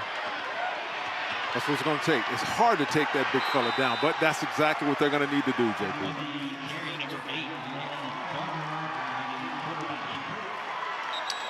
Takes it down to 80 seconds in the half. Timeout taken. Yep, we see him here. He's got a little bit of time, but he can scramble, both hands on the ball, securing that football. Great pursuit. Watch as the White Hats get there. Great pursuit by that Kinston defense. They're going to have to continue to do that, not just at the end of the half here, but they're going to have to continue into that second half and third. But here's the start of what they needed. That's right. This is the beginning. Take us inside the huddle on both sides. Yeah, so Shelby's thinking like, all right, fellas, we just got to take care of the football. There's not a whole lot of 3rd and 20 plays that you have in your arsenal, right? But you just want to take some time, right? Maybe throw a little crossing route or something. Just get some positive yardage here. And if I'm Coach Gieselman over there, I'm saying, all right, first man is going to wrap him up. Next man, attack the football. Try and rip it out of there to scoop and score, something like that. drive hard on the football. If you're big guys up front, going to have to get some pressure. Stay in your lanes and kind of constrict on Farmer to see if you could maybe get a sack. But you can't go down another score going into the half because it's going to be blood in the water for Shelby. This is the third down. They need the 35 on the other side of the field.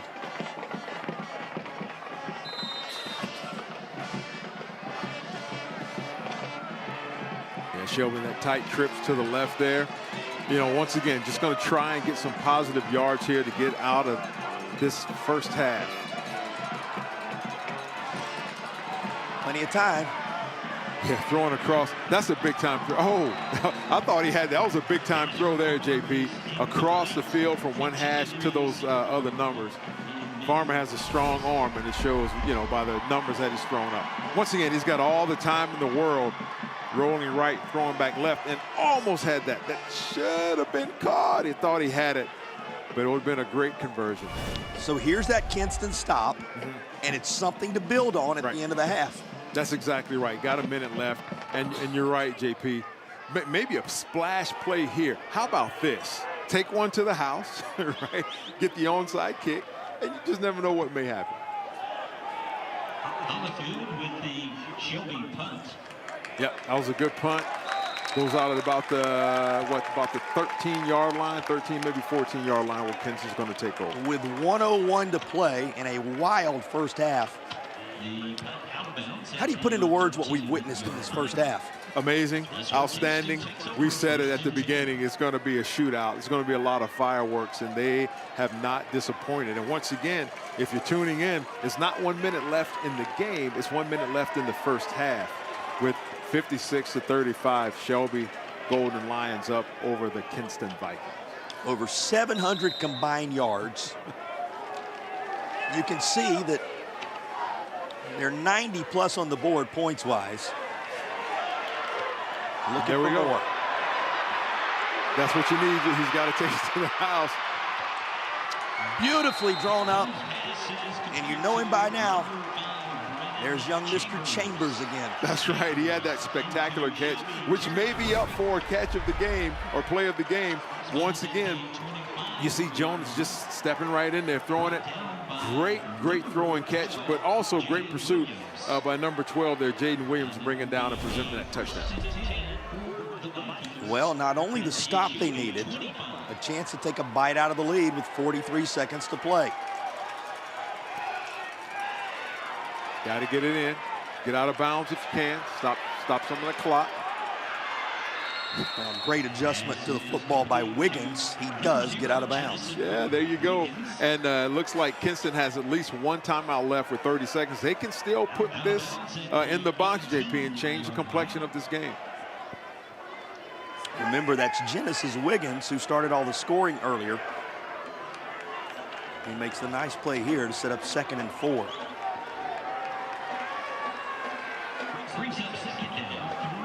It's his third catch for 21 yards.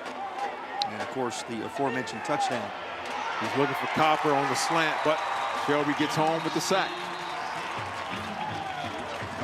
That's Tyson Williams getting in there to provide the stop. Yep, 3 sacks on the year. That's number 4 for him. He's got 19 tackles for loss. Once again, they're just constricting. Great bull rush by number 10 there, Gardner on that right side. And Tyler Jones is staying down. He has not yet worked his way to his feet. You hate seeing that, JP. Regardless of the position, regardless of who it is, man, you hate seeing these young men. They've worked so hard in the offseason with working out. They stayed in, you know, they're student athletes. And you just hate seeing that. We hope that young man is okay.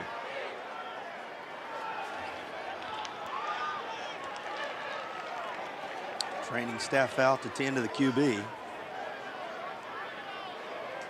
his team in striking distance once again after the first defensive stop, in essence, of the game for Kinston.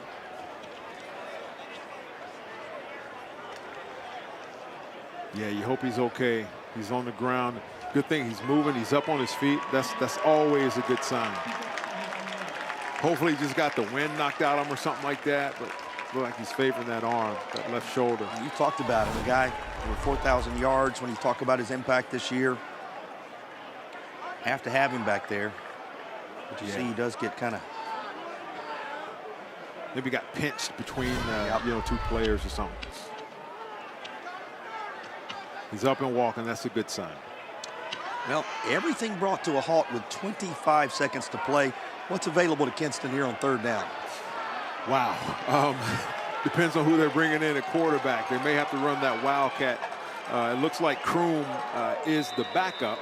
And, it may just be a handoff here. Not sure if he's thrown any passes this year. I think he has 1 attempt, but we're going to see it. Comes near side. Well, why not? With the type of first half it's been, why not? They bring in Michael Eaton, a freshman QB, and he tosses it up to the corner. The prayer answered. Why not, JP? I mean, why not? Look at this throw and catch.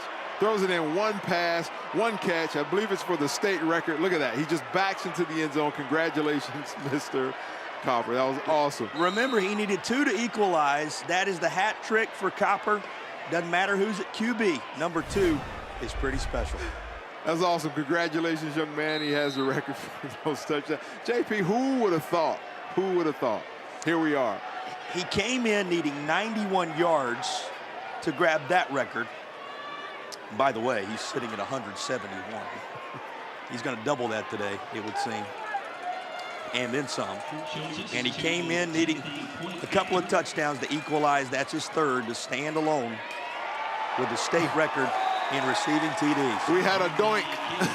JP, it doinked off the right upright. Off the mark with 11 seconds to play. Well, records, an amazing piece of the story today. A young freshman QB comes in, tosses a touchdown. An amazing piece of the story today. But big picture, E, they had to have a stop, and they got it. They needed an answer with a score, and they did. And they got it. And they're only down 2 scores at 56-41. It's amazing. And once again, it's 11 seconds to go in the first half, people. Not the game, just the first half. We're almost at 100 points. Now, I know we're 2 hours into the football game, practically, at this point. But there's a whole half of action to go. Shelby's already scored 90 points this year so far. Maybe it'll be a 90-80. Who knows, JP? Had a 90-0 win on the 5th of September against Highland Tech. Scored 62 against Cherryville, 67 against Bessemer City, 70 against McMichael, and 65 against East Rutherford. The explosive nature of the Shelby offense, well documented. I'm still amazed at that kickoff style. And here we go. Can we get another one before half? Here goes Kendrick Raper. He brings it back near side into Kinston territory. And now you run the risk that all the good work Kinston did a moment ago is hanging in the balance if he would have been able to bring that back. But he's out, and the clock expired here. We think. Let's see if they adjust that in any way. Yeah, I think he said put a couple of seconds on the game clock, which means, hey, there's time for another score. No. 1 second on the game clock. If you're wondering about it, we've already seen a pair of one-play drives in this contest. Yeah, nothing would be surprising anymore in this game, JP, from an offensive perspective. You certainly know Land Farmer can get the job done with just one crack at the end zone. They put a single second on the game clock. And the team's going to talk over this last play of the half. Well, why wouldn't this half last just a little longer? Exactly. You know, if I'm Coach Gieselman, I'm like, hey, I'm putting my best 4 on the heels on the goal line so that nobody gets in this goal line. I'm rushing everybody else, JP. I don't know. What do? You know, it's 1 second to go. There's 56 points they've already scored. You know, who knows what will happen here? Game plan's one thing and reality's another. You can probably tell, those of you listening at home, the game plan up here was save the voice a little bit today. Right. Not happening in a 2-hour first half with 97 points currently on the board. Just remarkable And it's why we love the opportunity to be in these state championship environments year in and year out, because you come and you never know what you're going to experience. It's been a record-setting day. It's already been a historic day. We know it's going to be a championship day. And the narratives unfolding in this first half, they've been something special to see. Here we go, 1 second, JP. 1 tick on the clock. And it goes to number 1. And here's Collins. All right. He is out of bounds. And is that the end of the first half? We think there's no dirty laundry on the field.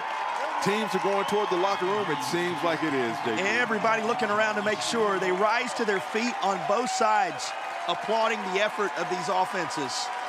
Shelby will carry a 56-41 advantage into the intermission. Kinston battling to stay right there with him.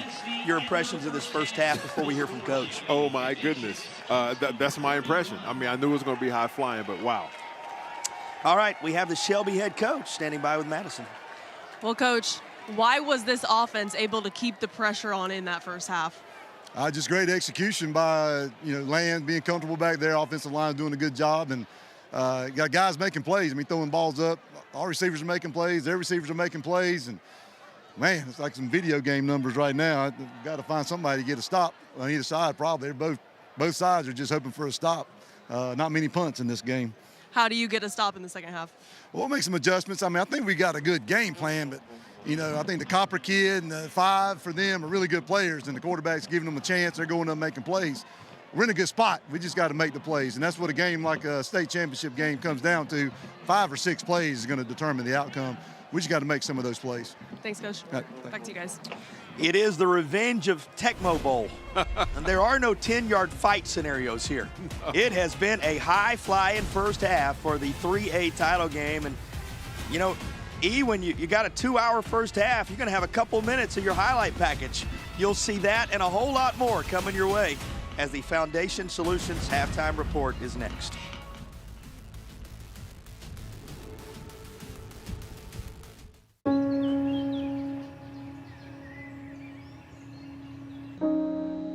This high school gym used to be packed most nights. Not anymore. Do you know why? Because bad behavior by fans, especially adults, has caused a shortage of game officials across the country. You see, without officials, we can't have sports. Don't let this become reality. It's time for a change. Let's bench bad behavior for good.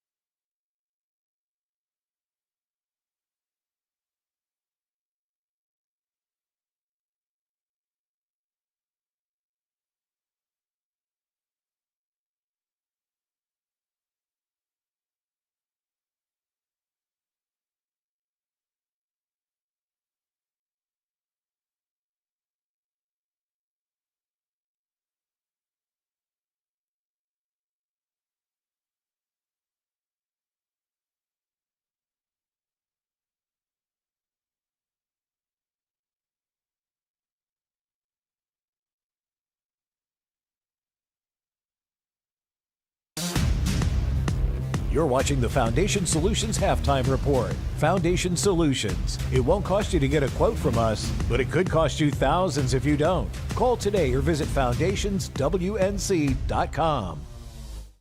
Hey everybody, thank y'all for tuning in to this state championship high school football game. Joining us today is our good friend all the way from Ingalls Markets, Miss Taylor Newhouse. Taylor, are you loving the game so far? Absolutely, it's been a fun one to watch. It has been a fun one to watch. Now, what are you anticipating? An explosive finish, I hope? We always hope for an explosive finish, but definitely an interesting game. All right, we got to talk at the end of the game then. Absolutely. Now, let's talk about high school athletics in general, because from what I understand, Ingalls Markets, y'all have had a long-standing and robust partnership, not just with our organization, but the entire community as a whole. Let's talk about the dynamics of that partnership. Absolutely. We kind of gravitate towards athletics because we feel like it's a great way to reach our communities. But we're with these kids all the way from that first day of elementary school all the way through college. So we're really following them. But athletics is a good way to bring it all together because everyone loves a Friday night football game. They do indeed, including you and I. That's Absolutely. Right. So it sounds like you guys really do bridge that link between academics and athletics. Am I correct to assume that? Yes, definitely. We're there to support children through their entire educational experience. Speaking of supporting children, y'all have people who come into y'all stores, they end up working for y'all, people who you go to church with. I mean, this really is a tight-knit community. Is that right? Absolutely.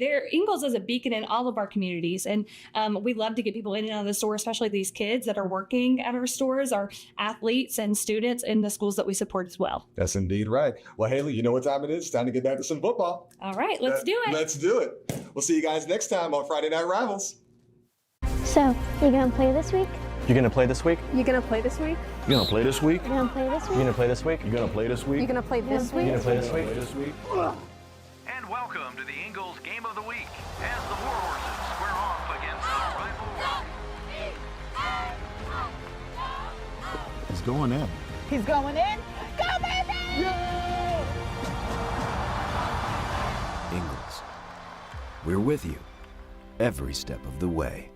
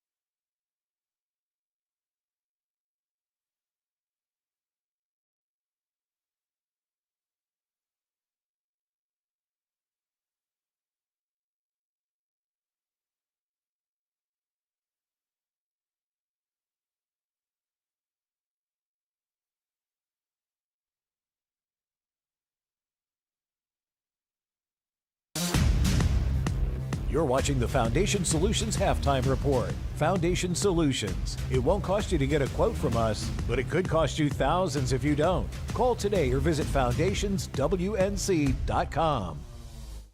Commissioner Tucker, thank you for your time. Another exciting week with the state championships here. It is almost unbelievable that here we are getting ready to crown champions in football when it just seems like we just started the season. This year began the 8 classification system. Why the change? How has it been working? And do you foresee any adjustments for next year? Well, this is the last of a fall championships where we will crown 8 champions based on the new 8 classification system that our board approved. So far, so good. And for this weekend coming, we have 3 outstanding venues. There are plenty of familiar names in this year's championship. What do you think makes these programs successful year in and year out? Well, I think first and foremost, those coaches recognize that what we do is called education-based athletics. And it's about providing teachable moments. It's about teaching young people the core values of sportsmanship, integrity, and honesty. And I believe that those coaches understand how to navigate that kind of balance. What do you think has been the biggest challenge for the association this year? Well, I think always a big challenge for us is trying to help everybody understand the role of sportsmanship in what we do. It's been an ongoing theme of trying to keep that front and center of what we do. And of course, as I mentioned, we do have the 8 classifications in this alignment period. And so just trying to secure those venues has been a challenge. And can you discuss those new venues and kind of some of the highlights of the new opportunities for these athletes to play in? Well, of course, the mainstay is UNC and Kenan Stadium. They've been a site for us for many, many years. The association grew out of the University of North Carolina, and that's one of the reasons that our office is based in Chapel Hill, and one of the reasons that we continue to hold our football championships here. So they're still on the docket. And then, of course, NC State had some conflicts that we could not work around. So we reached out to some other venues, and Lenore Ryan University said, hey, let's talk. And so their Moretz Stadium has been made available to us. We're excited about being in that part of the state. And Durham County Stadium also stepped to the plate and said, let's talk, let's see what we can do. And so we look forward to that. And education-based athletics is a policy that's very important to you. How do we keep the balance in today's ever-changing sports climate? It is about learning how to be a young person, how to grow into that young adult. And if we've done our job, we have those young people poised and ready to be able to go on and make a difference. Commissioner Tucker, thank you for your time as always, and enjoy championship weekend. Thank you so much. The North Carolina High School Athletic Association welcomes you to tonight's game. We are excited to celebrate the hashtag NCHSAA Game Locked In, which honors everything that makes high school sports special.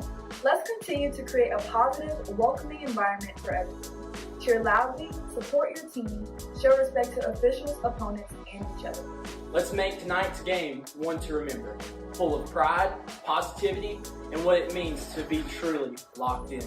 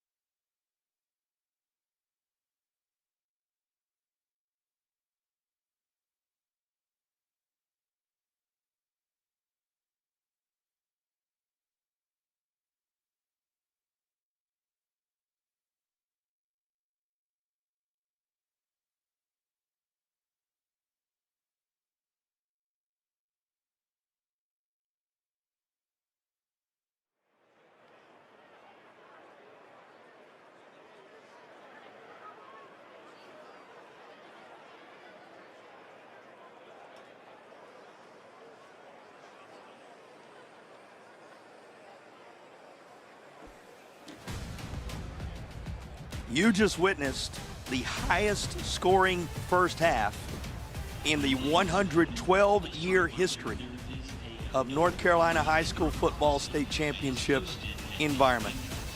56-41 Shelby at the intermission, and I'll underscore it, never in over a century of football in this state championship environment have there been more points scored in what was a nearly 2-hour first half. With that, we welcome you back to Durham alongside my broadcast partner, Eric Gass, Jason Patterson here with you. So it lends itself to a highlight package, Eric, that's going to be a little longer than usual, but you're going to see the playmakers you expected to see coming in here because, boy, have the stars shined in this 3A title game. Yeah, JP, you know, starting out here, we see the young man Wiggins. I mean, you know, look at the balance. Look at the yards after contact. He will not be denied. This was the genesis of it all. Genesis Wiggins with the touchdown to get it started, but it was only the beginning. Yeah, and it's almost like Shelby says, oh, okay, anything you can do, we can do just as good with Roseboro. They're one of his 3 touchdowns. Yeah, he had a trio of tosses from Land Farmer, who hit 4 different wide receivers for TDs along the way. Yeah, I mean, and it's just like it's almost like a 7-on-7, JP. We're seeing, you know, pass after pass. We see that power run there from Farmer would not be denied. And you have Jones on the other side doing the same thing to the NC State commit right there. We have Copper with his touchdown. He made it a record-breaking first half. He eclipsed the yards mark with ease, and he also set a new touchdown mark for a single season. But this was one of those key moments for Roseboro. Yeah, just walked in the end zone, high-pointed the football, and the way he went. And here's Copper again. This young fella, look, he's looking around to see who's with me. Oh, I need to kick it into an extra gear to get in. Touchdown. Record breakers, highlight performers, everybody a contributor. Here's Jonas Woods with There's a freshman. There's a freshman Woods just picking his hole and saying, hey, calm down, we got this. Now, late in the half, this catch caught your attention. Yeah, Chambers almost, it's like he went up another level. Everybody was at, 6 feet, he went up to 6'5". Why not get another receiver involved? Here was Collins with a receiving TD. Yeah, it's like you can't stop him. And here we have Chambers once again. Not only can he catch them, he can also run them. Look at this young fella. He's taking it stride for stride, one stiff arm, tightrope on the sideline, and away he goes. Well, if you're going to have 97 points in the first half, you're sure to have a special teams TD. That was it. This is one of several key moments for Kendrick Raper, and then back to work goes Farmer. Yeah, just when you think they can't score anymore, can't do anything else, away they go. And, credit to the offensive line for Shelby, as well as for Kinston. They're giving the quarterbacks time. You add it all up after that one from Copper. It is 97 points. We told you it's well over 700 yards. The numbers are eye-popping.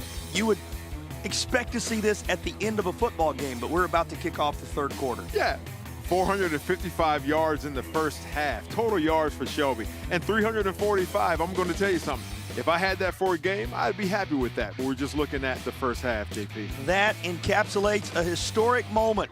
Looking back at the highest scoring first half in North Carolina State Championship history. What will the third and fourth quarter hold? You'll find out when our broadcast presented by Affordable Dentures and Implants continues from Durham in a moment. Tonight's high-end zone views of the game are compliments of Cook Rentals. Now in 5 locations across North Carolina. Cook Rentals, renting the smart way to get things done.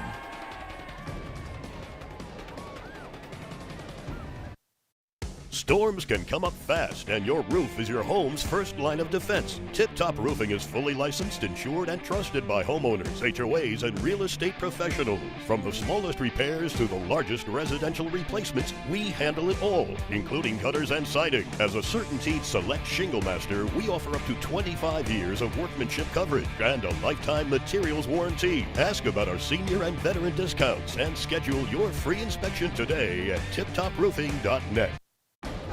Tonight's high-end zone views of the game are compliments of First Source Equipment Rentals and Sales in Mebane and Burlington. First Source Rentals, reliable, safe equipment rentals in Alamance County.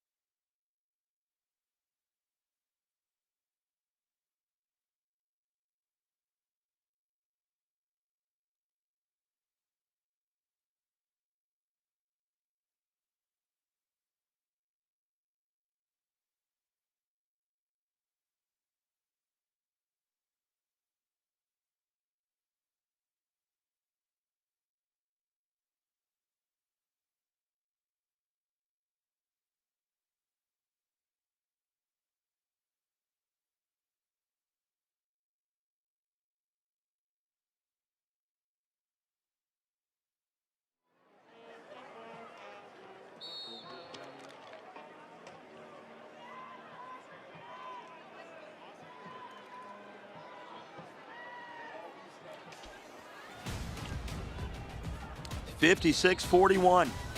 As we are set to begin the third quarter, we heard from one of our coaches going to break. Time to get the thoughts of the other coming out of the locker room. Here's Madison. Well, Coach, you just told me that Tyler Evans is good to go. What more do you need from your quarterback in the second half? We got to do a better job of keeping him upright, let him make his reads and progression so he can make some plays and get the ball to our guys so they can go make plays. And we need some stops defensively as well. Yeah, how do you continue to make their quarterback uncomfortable? Yeah, we got to get to him. We got to get some more pressure to him, and when we get to him, we got to bring him down. We struggle with that. But if we can do that, I think some good things can happen. Thanks, Coach. Yep, thank you. Back to you guys. Big thank you to Coach Ryan Gieselman. Also, prior to the halftime show, going into the break, Mike Wilbanks stopping and visiting with us as well. And great work, Madison, to get the thoughts of those two head coaches on a historic day. Now, you're wondering about it, no doubt. In 2021, earlier this decade, Dudley and Rose combined for 109 points. That was in the entire game. 60-49 was the final in the Dudley win. That is the high water mark points-wise in the history, the modern history of North Carolina State Championships. There was a team that scored 117, but you're talking the first few years ever in the history of North Carolina high school football. 109 is the modern era record for total points. Eric, that's full game. We're going into the second half with 97 on the board. JP, I don't know if any of these teams can score again this half. Of course, I'm joking. Yeah, I mean, what do? You know, if I'm Coach Wilbanks, I'm like, hey, fellas, y'all need anything to drink, massage your hamstrings or something, just to get them. Kinston hadn't stopped them yet, right? And, you know, likewise with Coach Gieselman, it's like you have to get number 8 on the ground. You have to get to him. You have to disrupt him. You have to make him uncomfortable on his spot. But right now, this young man is balling.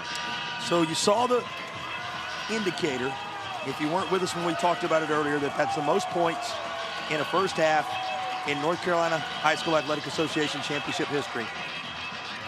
All we need, a touchdown apiece, and today becomes the most points in the modern history of a single championship game. Remarkable what we've seen already. So what you're saying is we are witnessing history right here, right now, live and direct. With more to come. More to come. Not only the history-making, record-breaking day some of these individual performers are having, but what you've seen in terms of scoring right there as well. Sun continues to illuminate Durham County Memorial Stadium as we go back to work in the third. Kinston had the football first, so it'll be Shelby to set up shop just shy of the 20 after that return. How can you? There are not words to describe the first half this young man, Land Farmer, had for Shelby. Yeah, that's a game, maybe 2, right? 6 touchdowns, 375 yards, only on 15 completions, JP. That's phenomenal, right? Now, Kinston coming out, they had a good stop on special teams. If they can 3-and-out them right here and get the ball and score, it's going to change the complexion of the game, but they have to stop them first, JP. And get him on the ground. That's a big fella. Easier said than done. He'll slide forward after the first down, and for 34, a quick tip-top roofing first down, and the guy who's been in tip-top shape today does it this time with the wheels. Once again, and I'm not saying that he is, but this is some Patrick Mahomes sort of moving, you know what I mean? He's stiff arm and he's using his legs, he's keeping his eyes downfield. I mean, that's a big kid. Like I said, we walked beside him on the track. There's no way he's 6'3". Very little interest and no offers until just a few weeks ago when some Division II teams started looking his direction. Probably a whole lot more now. And how about Ramser doing a nice job to bring in the one-handed grab? Yeah, and like I said, no way he's 6'3", he's probably 6'5". But yeah, head down the field. He puts the ball in the position where his guy can catch. It was a little behind him, but hey, he makes an awesome catch. One-handed grab, brings it in. They're doing this all the time now, and he's 7-on-7, so this is like pitch and catch for him. Yeah, 7 does it with ease. Yep. Just a reminder how many different playmakers the Golden Lions of Shelby have utilized in this one as they pursue the latest of their titles to begin the second half. Think on this, 18th appearance for Shelby, 12 state championships, looking for number 13 here today. First trip in 4 years, and they're looking to become champs for the first time since that 2021 victory over Wallace Rose Hill. Just a storied program, writing the latest chapter in their amazing football history. Here goes the freshman. Another give to Jonas Woods, and he'll move the chains with a tip-top roofing first down. Yeah, I mean, if it's not broken, JP, don't fix it. You know, I like on that last play, Kroom tried to make a play for the ball, but yeah, that's just a little inside zone. I mean, he's running, 5, 6, 7 yards without even being touched yet. He's covering that ball up, 2 hands going through the hole, so he's hearing in his mind too, they're trying to get the ball. He's saying, not on my watch. Woods with a tremendous average, 12 of them at 80 yards, and that is caught by Collins down at the 15. Sets up an Air Experts heating and cooling red zone chance for Shelby. Yeah, JP, it's just too easy. It's just there's very little pressure on Farmer, and his receivers are having time to make their breaks and run their routes clear across the field, and it's just pitch and catch.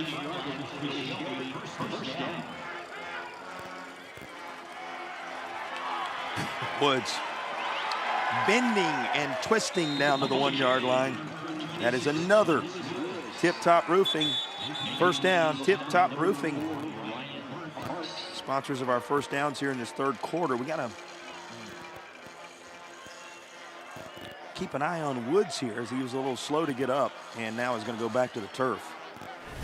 Yeah, you hate to see that. Yeah, it's just going through. It looks like right at the end there, defender may have grabbed it. I'm not sure, like he twisted it. Yeah, like he's laying on it as he takes him to the ground. Just an innocent, as a tackle, things happen. You hate to see anybody getting hurt, though. Hopefully that young man is okay. Well, he just rushed for the latest of the tip-top roofing first downs. Tip-top roofing, faith, family, football, and roofing, and he sets them up inside the Air Experts heating and cooling red zone. That's where Shelby will be when we return to Durham. Hopefully we'll have a good report on the young freshman back on the other side of the break. The need for officials has never been greater. Without officials, we don't have this.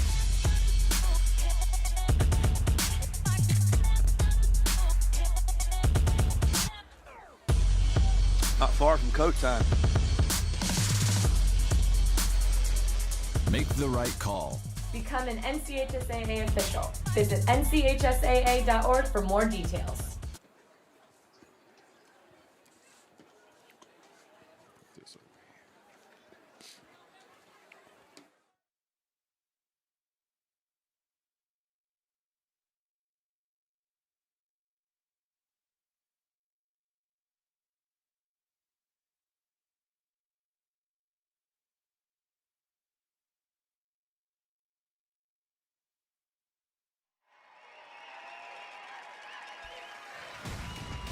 And the history they have witnessed today at Durham County Memorial Stadium.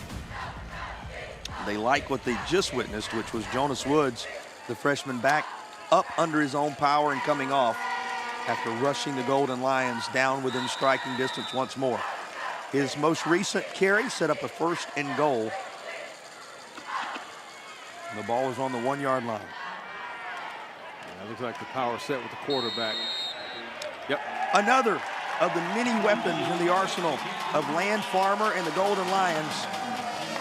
And another Tatum and Atkinson Shelby touchdown. Yeah, there you have it. That's the same set we saw in the first half, JP. Just in that power set, look, power wing set, just a straight quarterback ISO dive. Once again, this young man is probably 6'5", 230, 240, and you're not going to hold him back, not from getting a couple of yards. So many different ways that 8 can come at you. 9:39 to play. Shelby has made use of its opening drive in the third quarter. Golden Lions have posted 63. If you weren't with us in the first half, you may wonder about their high water mark. They've eclipsed 60 on several occasions this year and scored 90 back on September 5th against Highland Tech. 70 against McMichael. Those are the 2 high water marks. That was in a 90-0 victory and a 70-14 win this type of score, nothing new for Shelby. Yeah, and it's hard to stop them, JP. I mean, it's not like they're trying to run the score. That's just what they do, right? The pitching and catching. I mean, the zone reads. Whatever the defense is giving them, they are taking it and taking their Lions' share of it. Well, they had a win against Burns in which a last-second blocked field goal provided the win. Talked about that as being a galvanizing moment for this team. Once the pipeline was galvanized, water flowing with ease. That's exactly, and that's what we're seeing. Scoring with ease. It's almost like, yeah, all right, well, we'll score this time. Just picking their poison as to how they're going to do it. It's been 4 years since they were here, and this great senior group leading the way for the Golden Lions. It was an original Grills kickoff.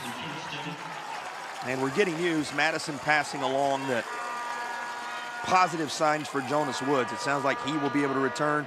You also see before your very eyes Tyler Jones, who was shaken up in the first half, coming back for the Vikings. So good news all around in terms of these playmakers being able to continue. Yeah, it's good to see that senior leadership. He's not going to be denied. And once again, this is a great stat. That's a great stat line for a full game. Almost 300 yards passing, 4 touchdowns, but it still has them a couple of scores down right now. So they're going to have to put something together, see if they can put some more points on the board. Yeah, you take the scoreboard away and you give those who follow this sport the stat line. That's a winning stat line.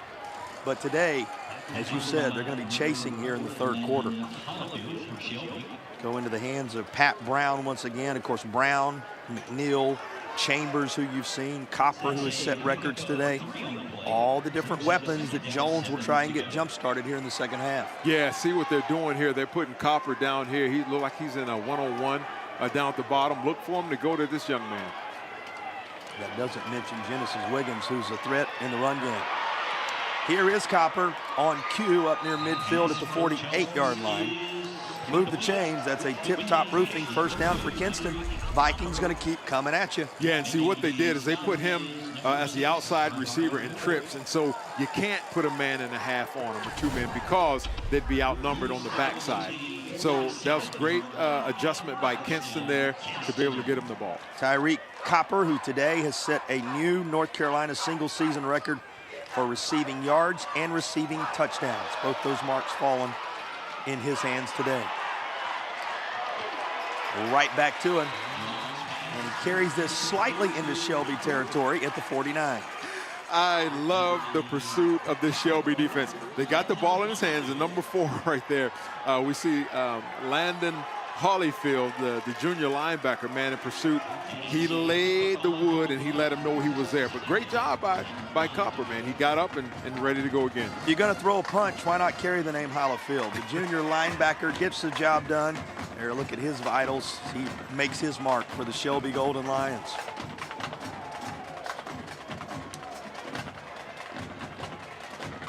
"45 seconds.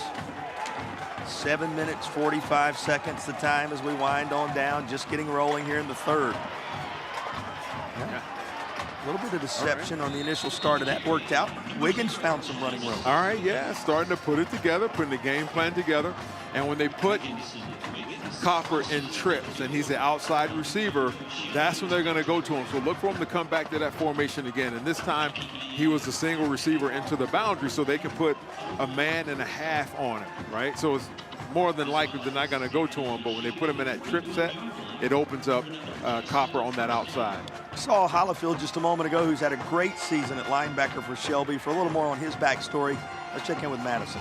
Well, he and his cousin both on this team, and they come from a long line of Shelby athletes with the last name Holyfield, cousins, relatives, all of which have gone on to play some sport at the next level, whether it be football or basketball. And Coach Wilbanks told me, when you get a Holyfield, you know you're going to get an athlete that will outwork you, give you max effort, and they're going to be as tough as nails, guys.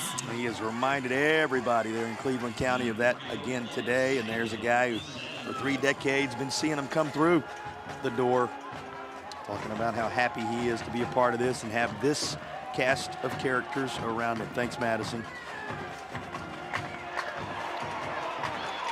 Near side, flag is down, and oh my, this is somehow caught and carried in hold everything. There is a flag, but that's as impressive a moment from Pat Brown as we've seen from anyone today. I was going to say, wait a minute, you don't want to throw back across like it's going to be holding on him.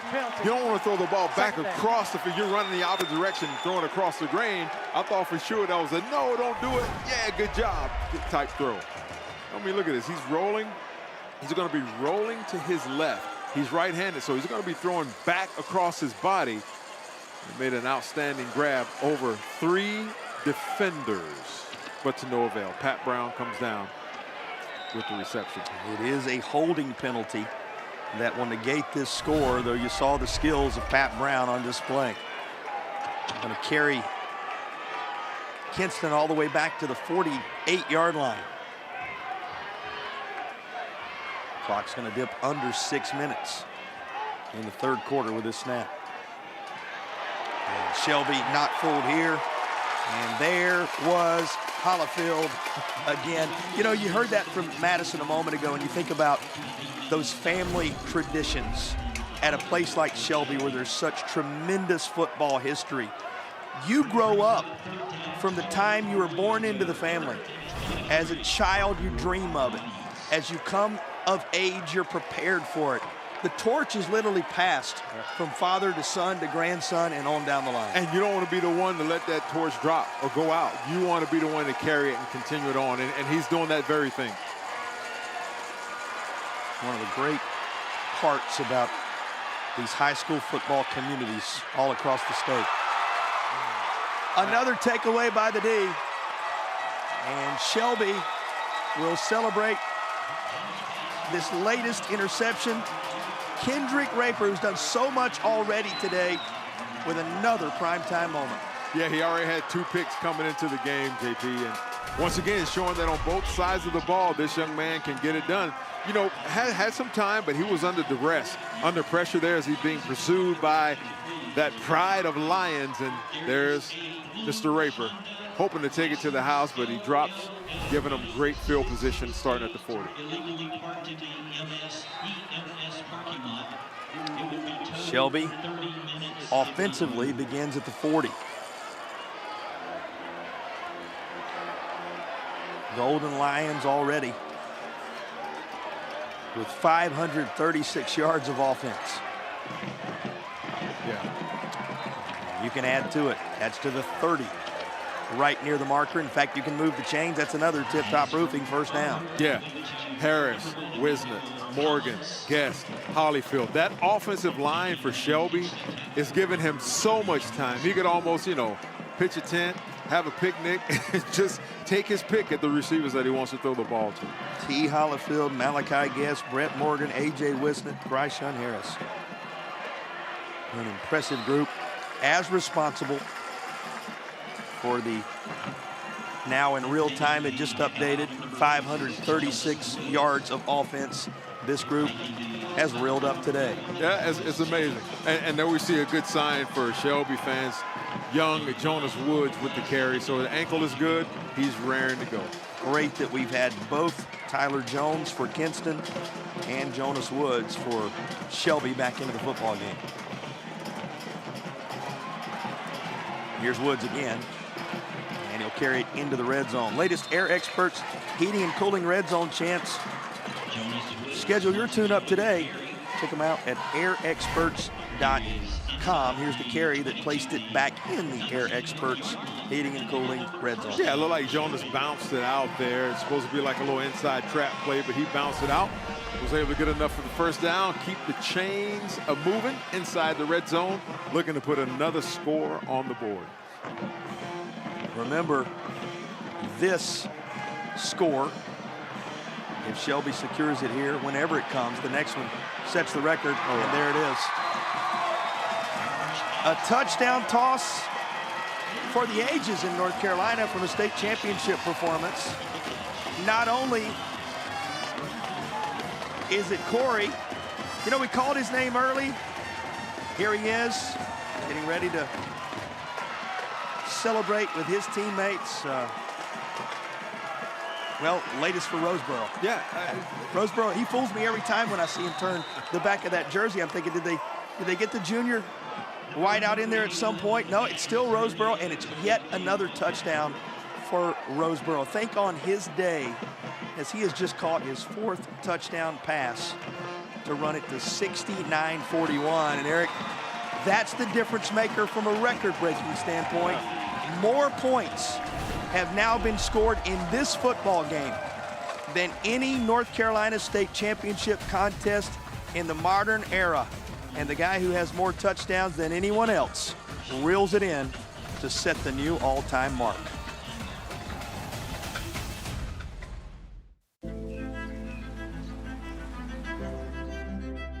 Every first day needs someone who believes in all the days that follow. First practice, first breakthrough, first business plan. A Legacy is proud to partner with Wake Forest University to believe in all of your starts. Because when someone is behind you, everything is in front of you.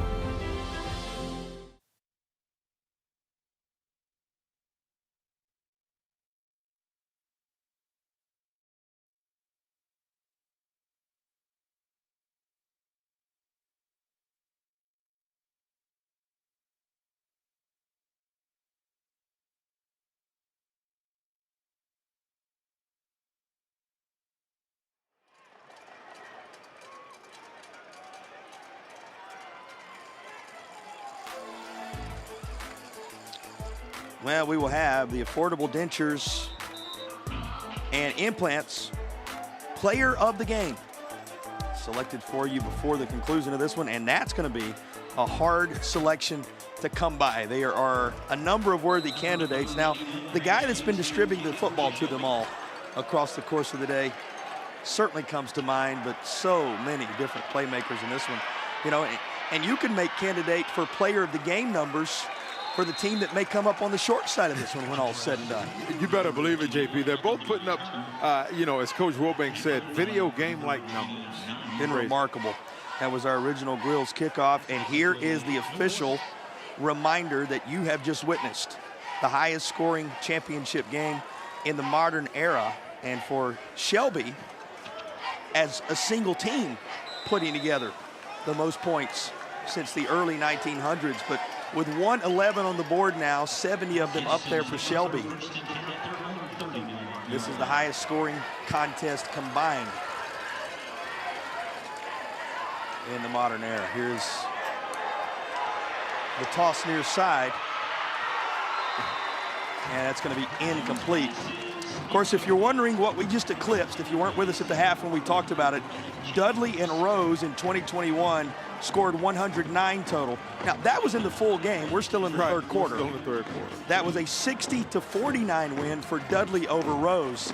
This is a 70-41 lead for a Shelby team who, as you just saw, has scored the most points in ages for a single team. And it's nothing new for Shelby, Eric. No.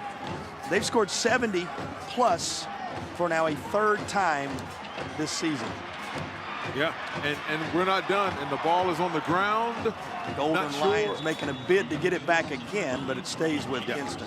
Yeah, I was going to say, they don't need a short field, right? I think if they started at the 2-yard line, you know, they're still going to be able to score in a couple. And you know, not to take anything away from Kinston, I mean, it's what they do. But here's a good run by number 6 there for the Vikings. That's Sumter, and right at the end there, he let the ball go on the ground, but they recovered it. No harm, no foul. They're going to keep the drive going.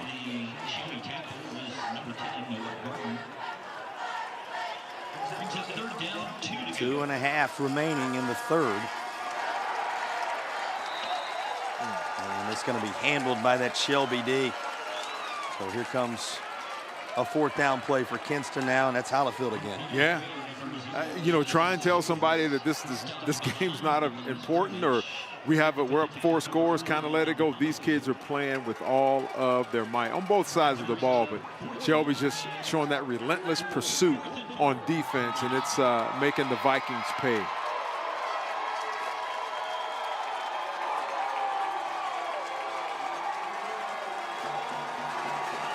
Fourth down. Incomplete. Golden Lions They have been golden today, and they take over once more in Vikings territory. And look, I mean, just look at the jubilation as they're coming off the field, how the offense is greeting the defense. They want, JP, they may score 100 points. I don't know what the conversation is like on that sideline, but you can be rest assured that they may have written Kinston that is not 2015, and Shelby's like, you're right, it's 2025, and they're hoping that they remember this.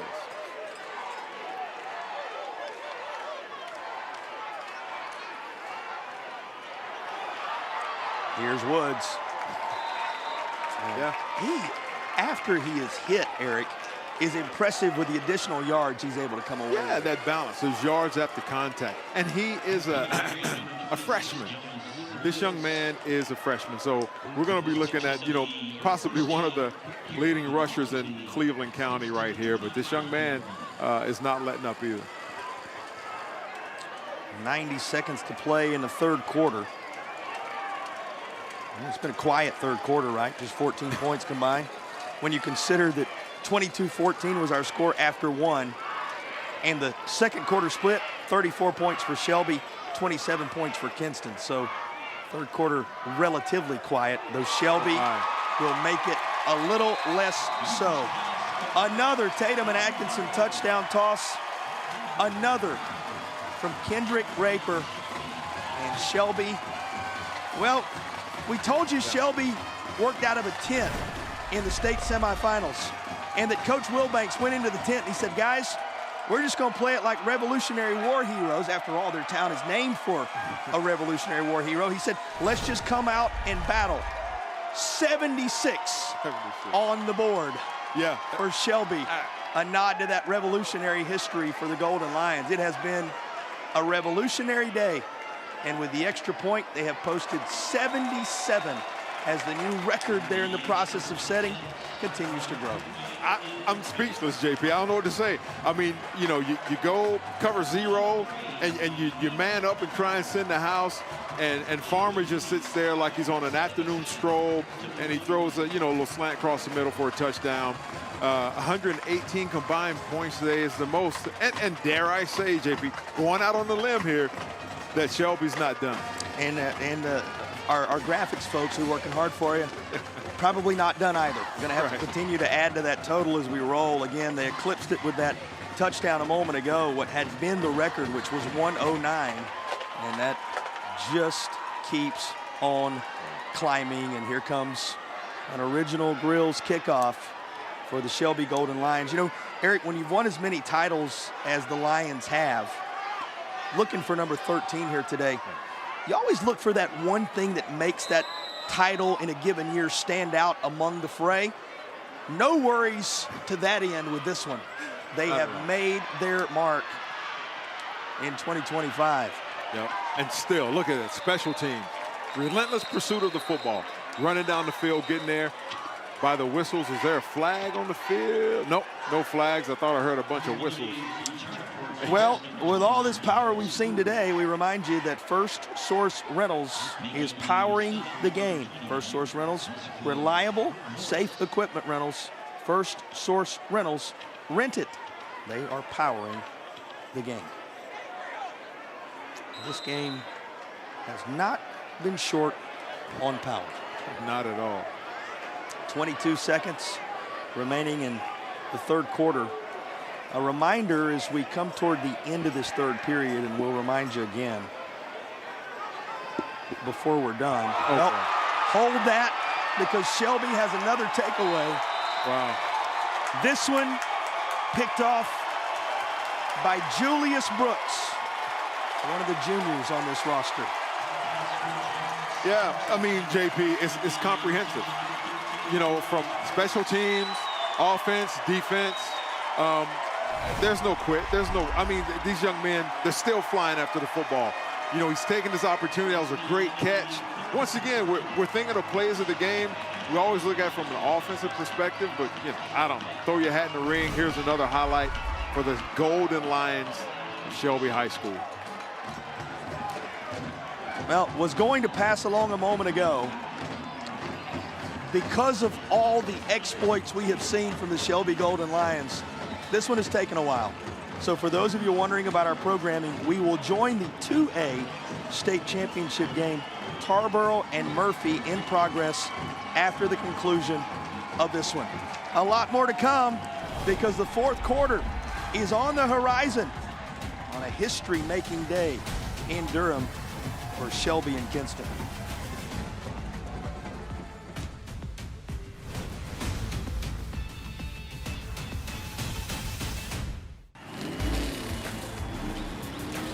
Robert, go for more. Hey! Hurt in the car wreck? Don't go up against the insurance company alone. Let the heavy hitters do it for you. Call 800-LAW-0804 and we'll go after all the money they should be paying you. Stay out of the courtroom and get into the end zone. Call the heavy hitters. We're attorneys Tatum and Atkinson. Call the heavy hitters. They'll work to get you more. 1-800-LAW-0804.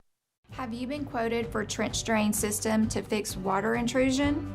Before you compromise your foundation, talk to Foundation Solutions. We provide a more efficient, more cost-effective way to keep your basement dry. With 30 years of experience in Western North Carolina, we bring guaranteed work, financing options, and real peace of mind. Visit foundationswnc.com or call 828-768-2208.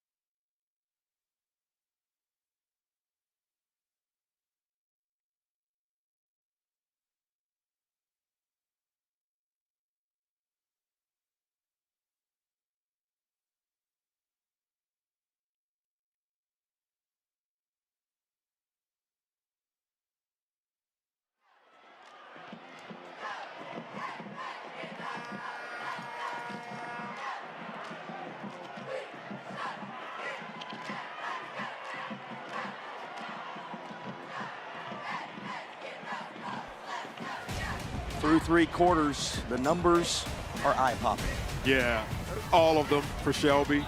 459 yards passing, 613 total yards.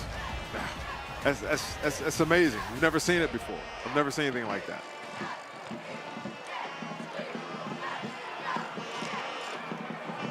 Fourth quarter, we opened the day saying it feels like Cleveland County down around the Carolina border. They must have heard their rivals from Crest are going to be in the building a little bit later because they have made a statement and set the bar very high through three quarters. No one more so than this young man at quarterback.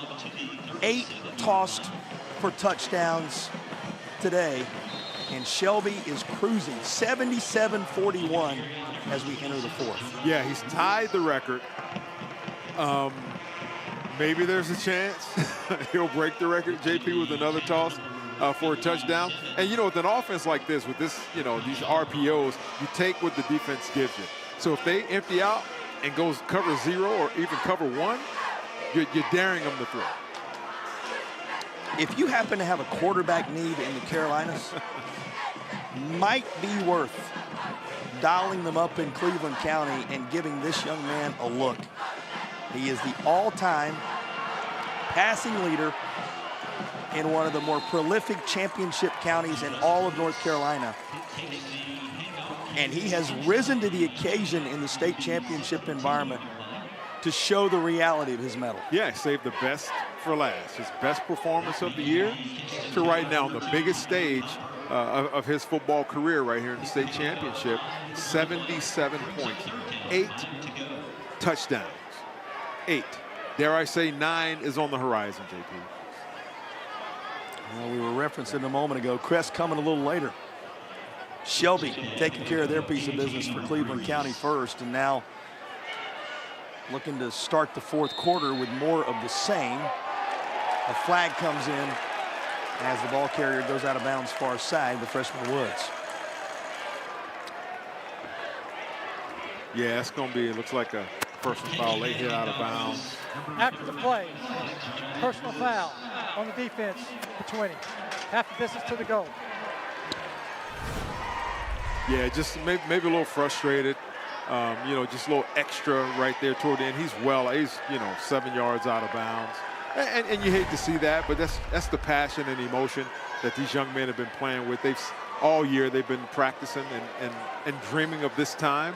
And I mean, the game's not over yet, right, by any means, but to seem to be coming up short against the Shelby team, it's a little disheartening. It's tough in those moments. By the way, you saw Mark Hurt there, 30 years of officiating and a high school football head official in the state championship environment, which is always an honor. We tip our cap to the third team on the field because they earn the right to be here as well. That's correct. You don't want to hear from them a lot, but you're right. They have earned the right to be here. They're at the top of their game. Couldn't happen without them. Even an old coach would say that, right? Indeed. Here's a 1st and goal from the 8. And Woods going to weave on through traffic and secure the latest Shelby touchdown. Now, there's a little extracurricular on the backside of this. And kudos to some teammates getting in there and separating everybody because starting to bubble over a little bit. Yeah, that young man may be done. Another flag is thrown as well as he's going off, just taking a little extra shots there. But, you know, Shelby's not, I mean, they're just running the ball. That's his outside zone. And Woods is making his cuts, and he's there. And, like I said, they've practiced and worked hard, all season. And you just hate to see that. Officials, we were just talking about them a moment ago, having to sort out this post-play as the touchdown has put 83 on the board for Shelby now. You know, Eric, they got to sort the penalty out here, obviously, but you were kind of saying earlier, 90 points. Yeah, that was against Highland Tech back on the 5th of September. 90 points is in striking distance for Shelby here in the state title game against the best out of the East. Just remarkable. And, JP, it's a running clock now because the point differential says, and the clock is running as we speak. And I'm sure against, back earlier in the season when they scored 90, it was a running clock. You know, coach is not, you're not running the score up. You're just handing the ball off, and then, kids are making plays. You know, that offensive line for Shelby has been dominating all day long. I mean, Farmers had, just endless amounts of time to sit there and throw the ball, and now these holes are gaping as well. We await the call on the penalties post-play. And our officials just trying to make sure they have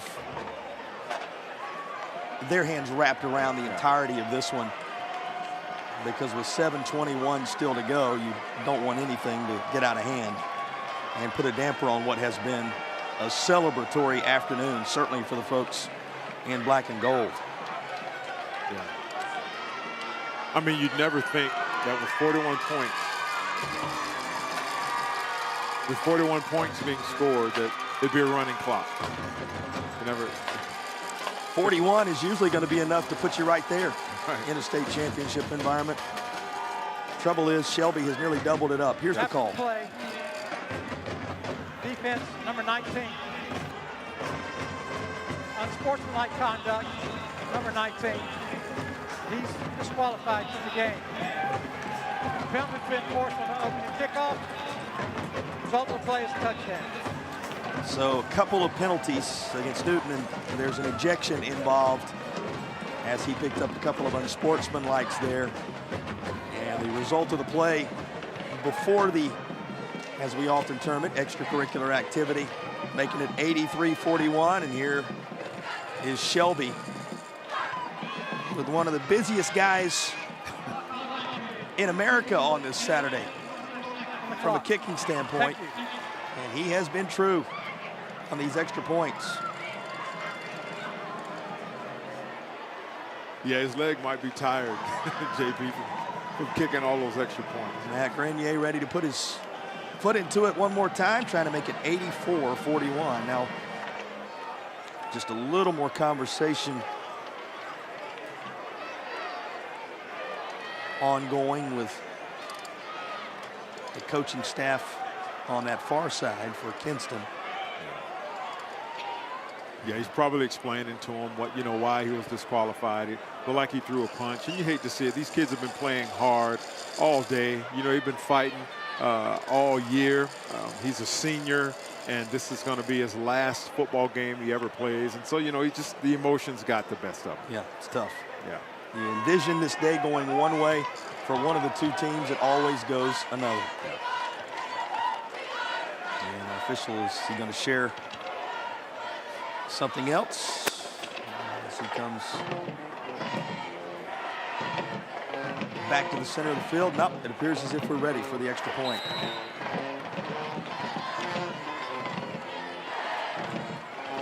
And once more, Grenier's extra point. And he remains true. 84 posted for a Shelby team. 4 years removed from their last trip, and about 8.5 away, it would seem, from their latest title. Storms can come up fast, and your roof is your home's first line of defense. Tip Top Roofing is fully licensed, insured, and trusted by homeowners, HOAs, and real estate professionals. From the smallest repairs to the largest residential replacements, we handle it all, including gutters and siding. As a CertainTeed Select Shingle Master, we offer up to 25 years of workmanship coverage and a lifetime materials warranty. Ask about our senior and veteran discounts and schedule your free inspection today at tiptoproofing.net.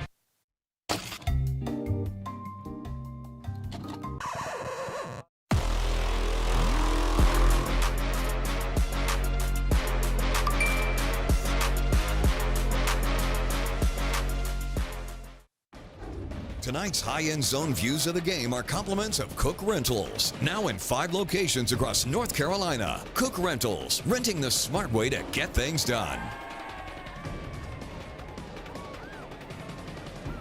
It was going to be a day they were going to talk about in Cleveland County for a long time to come. Whatever happened, they had both their teams here in a state championship environment on the same day, in the same stadium. But they're talking about it for different reasons now. Shelby, a statement in 2025, has posted 84, and they lead Kinston by a sizable margin in the fourth quarter.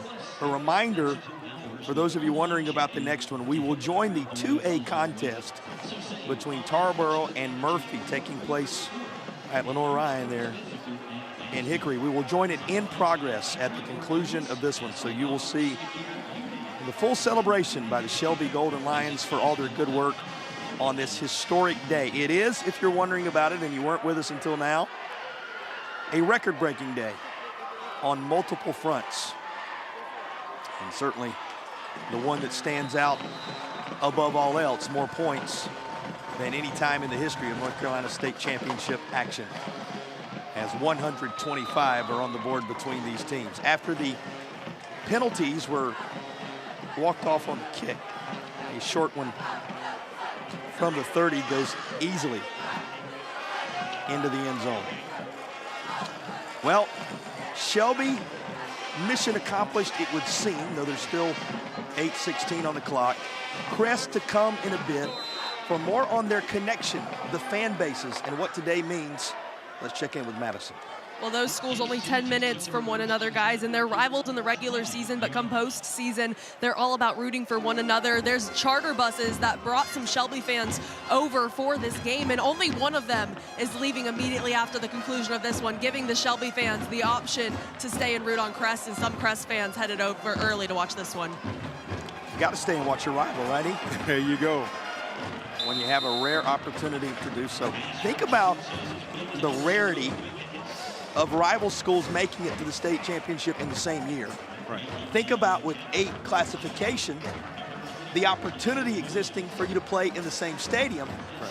All of it comes together for the folks from Cleveland County today. Yeah, you gotta love it. You almost want to ask, man, what is in the water in Cleveland County? What's going on down there? But they're playing some great football, and yeah, like you said, Crest will be next. As Mike Wilbanks told us, it's revolutionary. There you go. No doubt about it. Still battling Kinston.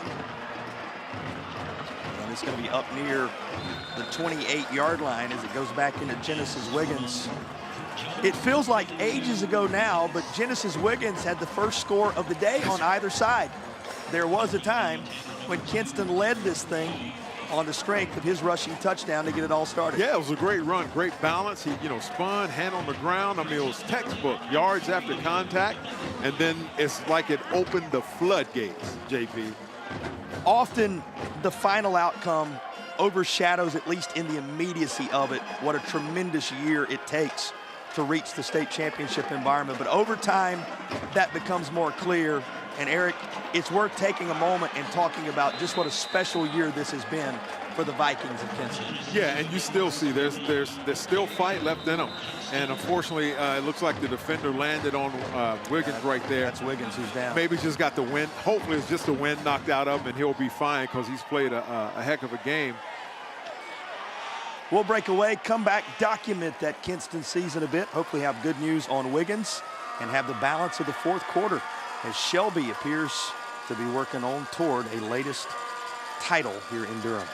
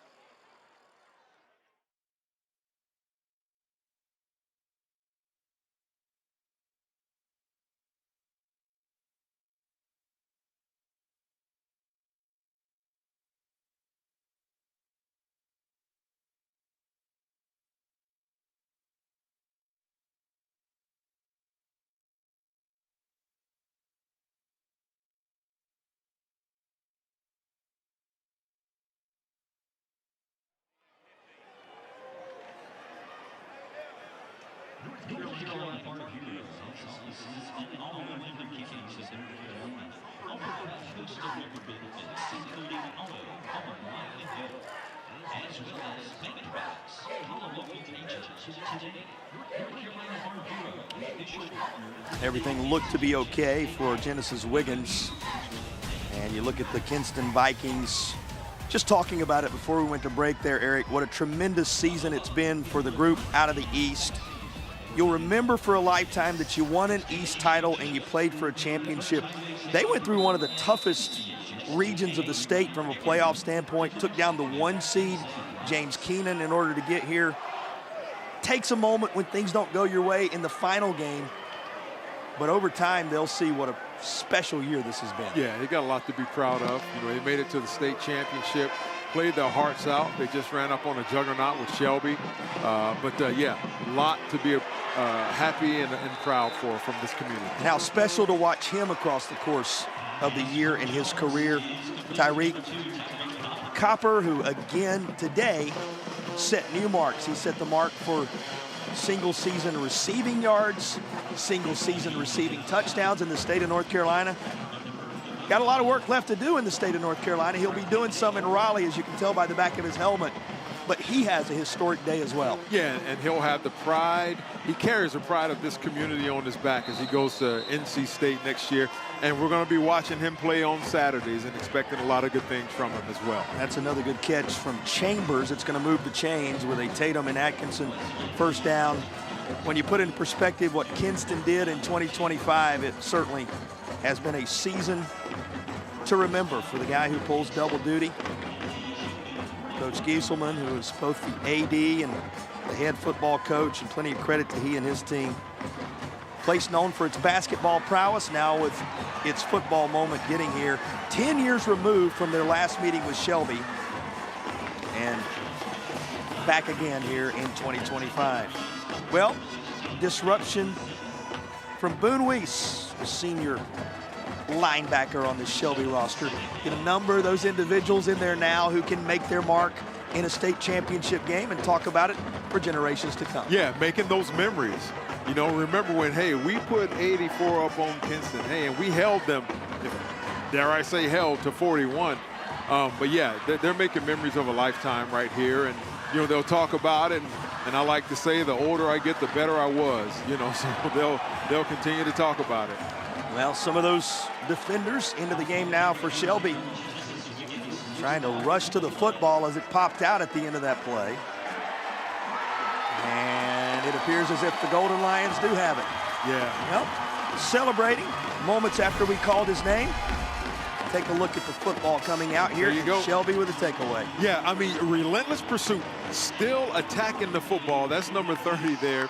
That's Boone Weiss again. Yeah, Boone Weiss again. Hey, try and tell him this is cleanup time. This young man is playing his heart, created a fumble, and once again, that will be a memory that's etched in his mind for the rest of his life. Well, and Coach Wilbanks talked so much about this senior class, how proud he was of this group, the seniors that had never made the trip here to the state title game. You know, 4 years, we talked about it earlier. It's a long layoff for Shelby. They're back 4 years after claiming the crown over Wallace Rose Hill in 2021. And this one's going to work out their direction as well. It is 283 miles between the two schools. It was a 184-mile journey to Durham County Memorial for the Shelby Golden Lions, and the black and gold have made the most of that trip. Well, we are at 5 o'clock. One more reminder for you. You will see the 2A title game between Tarboro and Murphy. That one will be coming your way across the Sinclair family of networks, all across the Carolinas.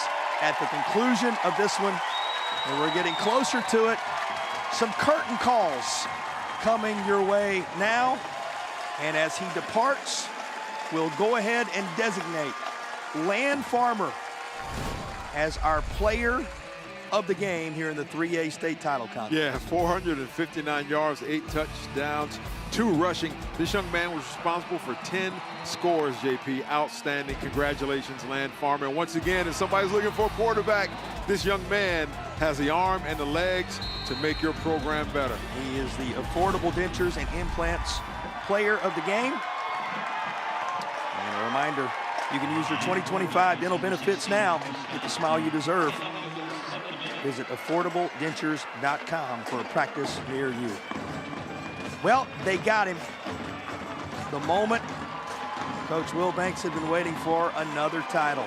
Let's go ahead and take a look at our play of the game. There were so many to choose from, but Eric, it's going to be Roseboro who ends up going high and bringing down one of his several TD catches. Yeah, Roseboro, talking to the fella, you got Moss. That was one of those you got Moss plays. Excellent play, good job. This young man had a heck of a game, and he'll remember that for the very rest of his life. He caught 4 of them. He was our Legacy Federal Credit Union play of the game recipient.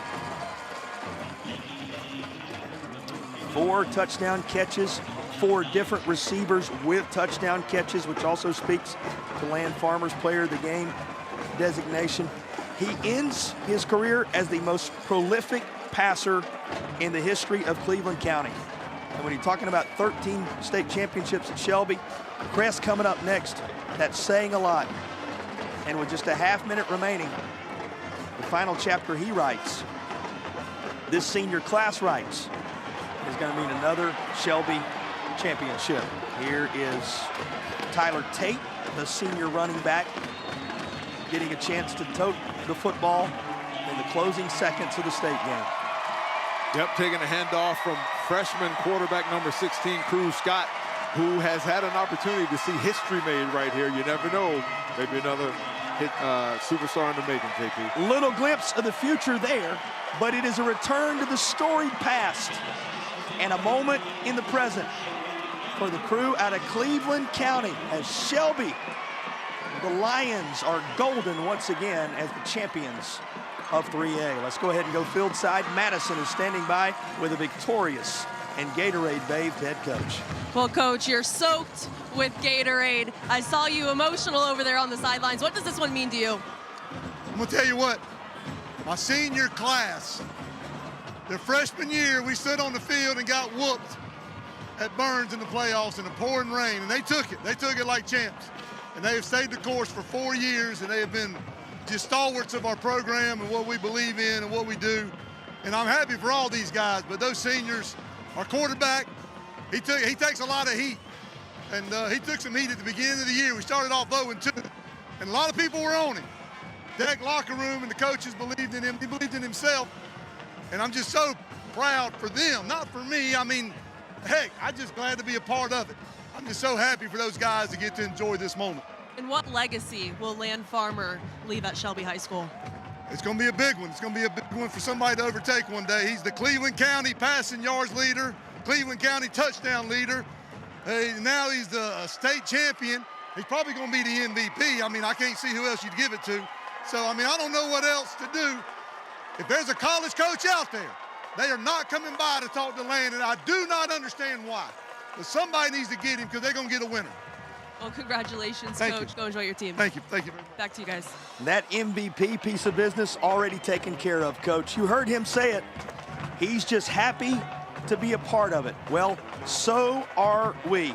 A historic day in Durham. We'll be back to wrap it and send you to Hickory on the other side of the break. The Shelby Lions, golden with a 3A crown.